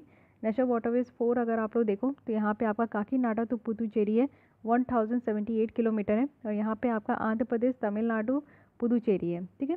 Godavari Krishna canal में आपको देखने को मिलेगा। 5th में अगर हम लोग आए तो ब्राह्मणी डेल्टा कैनल में देखने को मिलेगा, जो कि उड़ीसा में ये आपको यहाँ पे मिल जाएगा। 6 में बराक में देखने को मिलेगा, ठीक है। ये अभी इन प्रोसेस है, बन ही रहा है। तो बराक रिवर में ये आपका नेशनल वाटरवेज 6 है। तो जो वाटरवेज है उसके बारे में समझिए, क्योंकि क्वेश्चन उससे पूछने वाले। इनलैंड वाटरवेज की अगर हम लोग बात करें तो इंडिया में टोटल 14,500 किलोमीटर है इस तरीके का नेविगेबल वाटरवेज, जिसमें कि आपका river, canal, back water, creeks ये सारे आते हैं। नेशनल वाटरवेज एक्ट 2016 है, जिसके तहत 111 रिवर्स को ये आपका नेशनल वाटरवेज जो है वो डिक्लेयर किया गया, तो इसलिए ये भी ध्यान रखना है। अब आते देखते की कॉन्सेप्ट और एंटिटीज़ क्या क्या है। तो ट्रांसफरेबल डेवलपमेंट राइट है, ये आपका टीडीआर है, जिसमें कि स्पीडी एक्विजिशन करना है, जो लैंड वगैरह का एक्विजिशन करना है ना, इसको लिया जाता है लैंड वगैरह को इंफ्रास्ट्रक्चर डेवलपमेंट करने के लिए, तो वो जल्दी से जल्दी हो। जैसे कि सिटी में रोड डेवलप करना है, सैटेलाइट टाउन बनानी है, मेट्रो रेल बनानी है, तो उसके लिए जो है ट्रांसफरेबल डेवलपमेंट राइट लाया गया है। फिर है सिटीज़। सिटी कहने का मतलब है कि city investment to innovate, integrate and sustain program. इसका एम है कि जो इंडियन सिटीज़ है ना उसको असिस्ट करना है, जिसमें कि अर्बन इंफ्रास्ट्रक्चर प्रोजेक्ट जो है वो इम्प्लीमेंट हो सके। इस प्रोग्राम के द्वारा क्या होगा, फिनेंशियल असिस्टेंस प्रोवाइड किया जाएगा लोन के द्वारा। साथ ही इसको सपोर्ट किया जा रहा है ministry of housing and urban affairs के द्वारा, तो इसको ध्यान रखना है। फिर आता है bureau of civil aviation security. ये रेगुलेटरी अथॉरिटी है सिविल एविएशन सिक्योरिटी, जो कि इंडिया में, और ये मिनिस्ट्री ऑफ सिविल एविएशन के तहत आते हैं, ठीक है। साथ ही अगर आप लोग देखो तो पांडे कमेटी के रिकमेंडेशन से जो है ये bureau of civil aviation security को बनाया गया है। Investment clearance cell for aviation sector है, तो मिनिस्ट्री ऑफ सिविल एविएशन है जो कि यहाँ पे इन्वेस्टमेंट क्लियरेंस सेल को सेटअप किए। सिंगल विंडो सिस्टम है, जिसमें कि इन्वेस्टमेंट को अट्रैक्ट करने के लिए काम किया गया है, ठीक है। अब आते हैं लास्ट एनर्जी सेक्टर में, तो देख लेते हैं जल्दी से एनर्जी कंजप्शन सिनेरियो क्या है हमारे देश में। टोटल अगर एनर्जी कंजप्शन देखें तो 553 मिलियन टन्स ऑफ ऑयल है, जो कि हम लोग 3rd लार्जेस्ट एनर्जी कंज्यूमर पूरे वर्ल्ड में आते हैं, यूएस और चाइना के बाद। इंडिया की रैंक आप देखोगे तो हाईएस्ट भी है, कि हम लोग जो है ना हर दिन हर साल एनर्जी कंजप्शंस में ग्रोथ रेट बहुत ज़्यादा हो रहा है, ठीक है। तो यहाँ पे बंडलिंग स्कीम लाया गया है। बंडलिंग स्कीम क्या है कि एक बंडल में यहाँ पे बेच देना, जो रिन्यूएबल एनर्जी हम लोग जिस तरीके से जनरेट कर रहे हैं और थर्मल पावर से जिस तरीके का हम लोग इलेक्ट्रिसिटी जनरेट कर रहे हैं उसको बंडल में सेल करना, और जिससे कि इंड यूज़र्स जो है ना उनको सप्लाई, पावर का सप्लाई मिलते रहे, ठीक है। इट मीन्स कि आप समझो कि थर्मल पावर प्लांट से जितनी इलेक्ट्रिसिटी जनरेट हो पा रही है उसको सप्लाई करना, और उससे अगर एनफ नहीं है तो रिन्यूएबल एनर्जी से जितनी इलेक्ट्रिसिटी जनरेट हो रही है उसको यहाँ पे सप्लाई करना। अगर रिन्यूएबल परचेज ऑब्लिगेशन के बारे में बात करें तो ये टर्म काफ़ी इंपॉर्टेंट है, इसको ध्यान रखिएगा। एक्चुअली ये एक तरीके का मैकेनिज्म है ना, जिसमें कि जो इंटिटीज़ है उनको ऑब्लाइज किया गया, उनको बता दिया गया है कि आपको सर्टेन परसेंटेज ऑफ इलेक्ट्रिसिटी जो यहाँ पे रिन्यूएबल एनर्जी सोर्सेज से निकल कर आ रहा है उसको परचेज़ करना है, ठीक है। और अगर हम लोग रिन्यूएबल परचेज ऑब्लिगेशन की बात करें तो इसमें सोलर और नॉन सोलर आरपीओ दोनों है, ये भी ध्यान रखिएगा। फिर real time market in electricity की बात की जा रही है, तो यहाँ पे आप लोग देखो कि ये power system operation corporation limited है। ये पूरी तरीके से गवर्नमेंट ऑफ इंडिया के द्वारा ओन किया गया है, जो कि मिनिस्ट्री ऑफ पावर के तहत आते हैं। यहाँ पे 5 रीजनल आपको लोड डिस्पैच सेंटर्स देखने को मिलेंगे and national load dispatch centres हैं, जो कि यहाँ पे सारे ऑपरेशंस यानी कि नेशनल पावर सिस्टम में जो भी काम होता है रिलायबिलिटी, इकोनॉमी और सस्टेनेबिलिटी के साथ उसको ऑपरेट करते हैं। तो रियल टाइम मार्केट है, यानी कि आप लोग देखो कि जितना यहाँ पे आपका इलेक्ट्रिसिटी जनरेट हो रहा है ये तुरंत आपका ट्रांसफ़र किया जाएगा। इसी में आपके आता है इंडिया एनर्जी एक्सचेंज, यानी कि ये पहला और लार्जेस्ट एनर्जी एक्सचेंज है हमारे देश में, जो कि ट्रेडिंग प्लेटफॉर्म में ऑटोमेटेड है, वो भी फिजिकल डिलीवरी हो रहा है इलेक्ट्रिसिटी का। रिन्यूएबल एनर्जी सर्टिफिकेट दिया जाएगा और एनर्जी सेविंग सर्टिफिकेट्स भी होगी। इसको यहाँ पे सेंट्रल इलेक्ट्रिसिटी रेगुलेटरी कमीशन के द्वारा इसको रेगुलेट भी किया जाएगा। ओके, तो ये भी ध्यान रखना है। ग्रीन टर्म अहेड मार्केट की बात की जा रही है, तो ये आपका देखिए रियल टाइम मार्केट के बाद ही ये आता है, ग्रीन टर्म अहेड मार्केट। तो डे अहेड मार्केट क्या होता है, यानी कि ट्रांजैक्शंस जो कि इलेक्ट्रिसिटी में ये अलाउ किया गया है एक दिन का एडवांस में, day ahead market. It means कि कल का जो है आज ही इलेक्ट्रिसिटी प्रोवाइड कर देना। टर्म अहेड मार्केट यानी कि इलेक्ट्रिसिटी जो है वो सेम डे ट्रेड किया जा रहा है, वो भी up to 11 days in advance. Renewable energy certificate है, यानी कि मार्केट बेस्ड इंस्ट्रूमेंट है जो कि इकोनॉमिक इंसेंटिव्स दी जा रही है अगर ज़रूरत से ज़्यादा रिन्यूएबल एनर्जी सोर्सेज से इलेक्ट्रिसिटी जनरेट हो रही है तो। साथ ही रियल टाइम मार्केट है, यानी कि यहाँ पे ऑक्शन सेशन है ये आपका, जो कि कंडक्ट किया जाता है block at even time block on the hour, और डिलीवरी कमेंस किया जा रहा है 1 hour after the trade session. एक ट्रेड सेशन के क्लोज होने से दूसरा जो है यहाँ पे डिलीवरी आपका स्टार्ट हो जाता है। ठीक है, देखिए जी टैम भी है। जी टैम में क्या है, पावर एक्सचेंज किया जा सकता है। यहाँ पे सेल इलेक्ट्रिसिटी है, ज़्यादा से ज़्यादा इलेक्ट्रिसिटी यहाँ पे प्रोड्यूस हो रहा है तो उसको बेचना भी है, उससे आपको कुछ पैसे भी मिलेंगे। डिस्कॉम, इंडस्ट्रीज, कॉर्पोरेट और यहाँ पे आपका ओपन एक्सेस कंज्यूमर सब आते हैं जी टैम के तहत। उसके बाद है आपका इलेक्ट्रिसिटी रूल्स 2020। तो क्या क्या एरिया है, सबसे पहले राइट है कंज्यूमर का कि उनको इलेक्ट्रिसिटी मिलना चाहिए। न्यू कनेक्शन और मॉडिफिकेशन रखा गया है, मीटरिंग अरेंजमेंट किया जाएगा, डिसकनेक्शन रिकनेक्शन प्रोविज़न है। तो ये सारे प्रोविज़न है जो कि आप लोग देख सकते हो। ठीक है, एक्चुअली जो हमारे डिस्ट्रीब्यूटर्स हैं तो डिस्कॉम को काफ़ी ज़्यादा यहाँ पे नुकसान हो चुका है, तो इसलिए इसको मोर अकाउंटेबल बनाने के लिए इस तरीके का रूल्स लाया गया है। अब डिस्कॉम को प्राइवेटाइज भी कर दिया गया है, तो ये भी ध्यान रखना है। तो देखिए प्राइवेटाइज करना ज़रूरी है क्योंकि डिस्कॉम कंपनी, इट मीन्स कि यहाँ पे डिस्ट्रीब्यूशन कंपनीज जो है इलेक्ट्रिसिटी डिस्प्यूट करती है, काफ़ी ज़्यादा माइनस में चल रही थी, यानी कि कर्जे में चल रही थी। तो बेल आउट पैकेज है 90,000 करोड़ का, जो कि 20 ट्रिलियन जो स्टिमुलस पैकेज लाया गया ना इकॉनमी को रिवाइव करने के लिए, उसी में से यहाँ पे आपका इस्तेमाल किया जाएगा। डिस्ट्रीब्यूशन रिफॉर्म स्कीम है, यहाँ पे आपका अटल डिस्ट्रीब्यूशन सिस्टम इम्प्रूवमेंट योजना है, जिसको आदित्य कहा गया है। इट मीन्स कि जो लॉसेस हो रहा है 12% से कम इलेक्ट्रिसिटी का, तो उसको कट किया जाएगा। ठीक है, तो ये चीज़ें याद रखनी है। फिर प्राप्ति है, प्राप्ति काफ़ी इंपॉर्टेंट है। एक प्राप्ति ऐप है, इट मीन्स की payment ratification and analysis in power procurement for bringing transparency in invoicing of generators. तो ये प्राप्ति ऐप है, वेब पोर्टल है, जो कि मिनिस्ट्री ऑफ पावर के द्वारा इसको डेवलप किया गया है कि जो पावर परचेज ट्रांजेक्शन्स हो रहा है ना, वो यहाँ पे ट्रांसपेरेंसी के साथ हो। एनर्जी एफिशिएंसी की बात करें तो एक रिपोर्ट है जिसको हम लोग एनर्जी ट्रांजिशन इंडेक्स रिपोर्ट कहते हैं। यहाँ पे देखा जाता है 115 कंट्रीज़ को एंड 40 यहाँ पे इंडिकेटर है कि कितना जो है एनर्जी ट्रांजिशन की क्या स्पीड है, क्या यहाँ पे डायरेक्शन है। अगर एनर्जी ट्रांजिशन इंडेक्स की बात करें तो वर्ल्ड इकोनॉमिक फोरम का जो यहाँ पे economic effective energy transition initiative है, इसी का ये आपको एक पार्ट देखने को मिलेगा। नेक्स्ट आते हैं इम्पैक्ट क्या है एनर्जी एफिशिएंसी मेजर्स का, जो कि 2018-19 की रिपोर्ट के द्वारा बताया जा रहा है। तो देखिए 18-19 की रिपोर्ट उतनी ज़्यादा इंपॉर्टेंट नहीं है, इंपॉर्टेंट है ये BEE, इट मीन्स की ब्यूरो ऑफ एनर्जी एफिशिएंसी। ये आपसे बोल दिया जाएगा कि ये किस तरीके की बॉडी है, तो स्टैट्यूटरी बॉडी है क्योंकि ये कानून के द्वारा बनाया गया है। साथ ही इसका मिशन यही है कि पॉलिसीज़ को डेवलप करने में मदद करना है, जो भी यहाँ पे आपका एनर्जी सेक्टर से रिलेटेड है। ठीक है, उसके बाद अगर हम लोग देखें तो यहाँ पे है इंडिया एनर्जी मॉडलिंग फोरम। तो नीति आयोग के द्वारा यहाँ पे अनाउंस किया गया है ये फोरम को, तो ये भी थोड़ा ध्यान रखना है। कोल सेक्टर देख लेते हैं, बहुत ही इंपॉर्टेंट है। कमर्शियल कोल माइनिंग की बात की जा रही है, तो कोल माइनिंग नेशनलाइजेशन कानून था 1973, जिसमें कि सारे कोल माइंस जो है ना वो गवर्नमेंट ओन, जो कोल इंडिया लिमिटेड है उसके हाथ में रख दिया गया था, नेशनलाइज कर दिया गया था। तो हमारे देश में कोल की क्या हालचाल है उसे देखते हैं। तो इंडिया वर्ल्ड का 5th largest reserve of coal है और वर्ल्ड की 2nd लार्जेस्ट इंपोर्टर है। हम लोग के पास जितना कोयला प्रोडक्शन होता है उतना ही हम लोग मंगवाते भी है, तो 2nd लार्जेस्ट है हम लोग। करेंटली अगर देखें तो जो इंडिया है वो 729 मिलियन टन्स ऑफ कोल जो है पर ईयर वो प्रोड्यूस करती है। 83% प्रोडक्शन आपको जो है कोल इंडिया लिमिटेड से ही देखने को मिलेगा। कोल जो फायर्ड प्लांट है इसमें 72% इंडिया की इलेक्ट्रिसिटी जनरेट होती है।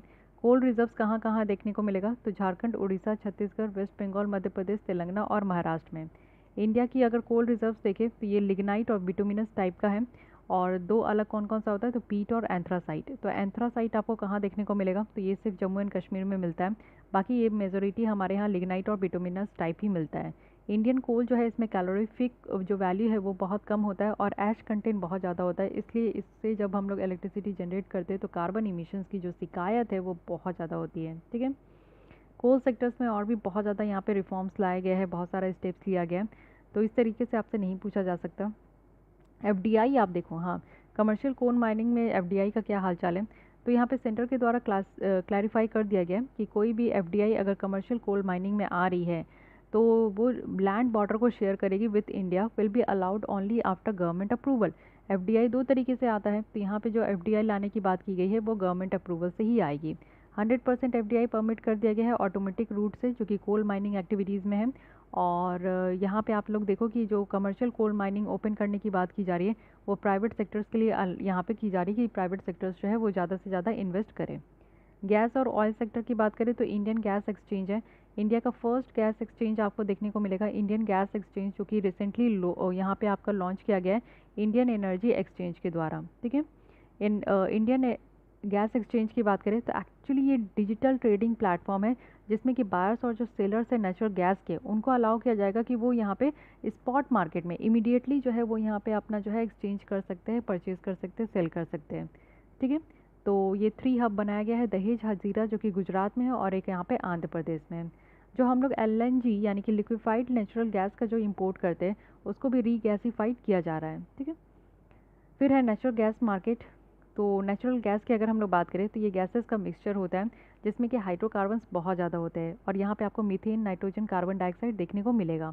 नेचुरल गैस रिजर्व्स अगर देखें तो ये हमारे अर्थ के बहुत ही नीचे होता है और सॉलिड लिक्विड जो हाइड्रोकार्बन्स है उसी के अगल बगल आपको देखने को मिलेगा, जैसे कोल और क्रूड ऑयल है वहीं पर नेचुरल गैस भी आपको देखने को मिलते हैं। नेचुरल गैस का क्या सिनेरियो है, तो हमारे देश में आप देखो तो 6.2% यूज़ होता है। गवर्नमेंट का प्लान है कि हम लोग को 15% तक नेचुरल गैस का यूज़ करना है क्योंकि इसमें कार्बन इमिशन बहुत कम होते हैं। ठीक है, तो इसलिए इसका ध्यान रखना है। जो डोमेस्टिकली प्रोड्यूस जो यहाँ पे नेचुरल गैस है ना उसमें प्राइसिंग की बात की जा रही है, तो प्राइसिंग कैसे होता है, इसको एडमिनिस्टर्ड प्राइस मैकेनिज्म कहते हैं, एपीएम। ये प्राइस सेट किया जाता है गवर्नमेंट ऑफ इंडिया के द्वारा हर एक 6 मंथ में। अब ये थोड़ा सा यहाँ पे ट्रिकी है, आपको ईयरली कह दिया जाएगा या फिर क्वार्टरली का कह दिया जाएगा तो आप लोग कन्फ्यूज़ हो जाओगे। तो ये जो हमारा नेचुरल गैस है उसका हर एक 6 महीने में गवर्नमेंट के द्वारा यहाँ पे प्राइस सेट किया जाता है। अगर एवरेज प्रिवेलिंग प्राइस देखें तो यूएस, यूके, कनाडा, रशिया जो है उसी का एवरेज आपको देखने को मिलेगा कि हमारे देश में भी रहता है। उसके बाद सिटी गैस डिस्ट्रीब्यूशन नेटवर्क है, तो सिटी गैस जो है इंटरकनेक्टेड नेटवर्क है पाइपलाइन का, जो कि नेचुरल गैस को सप्लाई करते हैं कंट्री में, इंडस्ट्रियल में, कमर्शियल यूजेस के लिए, तो इस तरीके से ध्यान रखना है। इंडिया 8 हाइड्रोकार्बन प्रोड्यूसिंग बेसिन मिला है, तो ये काफ़ी खुशी की बात है। ओएनजीसी लिमिटेड के द्वारा ये क्रूड ऑयल प्रोडक्शन जो है बंगाल बेसिन से स्टार्ट कर दिया गया है। अदर बेसिन क्या क्या है, तो हाइड्रोकार्बन बेसिन आप देखिए, कृष्णा गोदावरी है, मुंबई ऑफशोर है, आसाम शेल्फ है, राजस्थान कावेरी, आसाम अराखंड और कैम्बे है। तो इतना आप लोग मैप में भी देख सकते हो। ये राजस्थान बेसिन है, ये कैम्बे बेसिन है, ये मुंबई ऑफशोर है। ठीक है, ये आपका गोदावरी कृष्णा है यहाँ पे, और ये कावेरी बेसिन है, ये आसाम वाला है। तो ये सारा आप लोग मैप में भी देख सकते हो, काफ़ी इंपॉर्टेंट है, इसको देखते रहिएगा। ठीक है,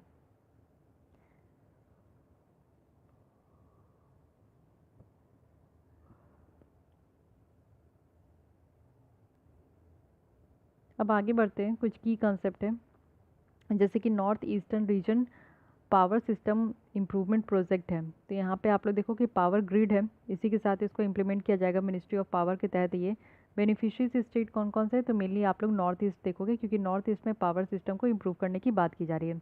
उन्नति है, इट मीन्स कि नेशनल एनर्जी एफिशिएंसी पोटेंशियल को अनलॉक करना है, ज़्यादा से ज़्यादा एनर्जी जो है वो हमारे यहाँ एफिशिएंट होना चाहिए। सतत इनिशिएटिव है, इट मीन्स कि sustainable alternative towards affordable transportation. ये इनिशिएटिव है जो कि आप लोग देख सकते हो कि सीबीजी जो यहाँ पे प्रोडक्शन प्लांट है वो सेटअप किया जाएगा।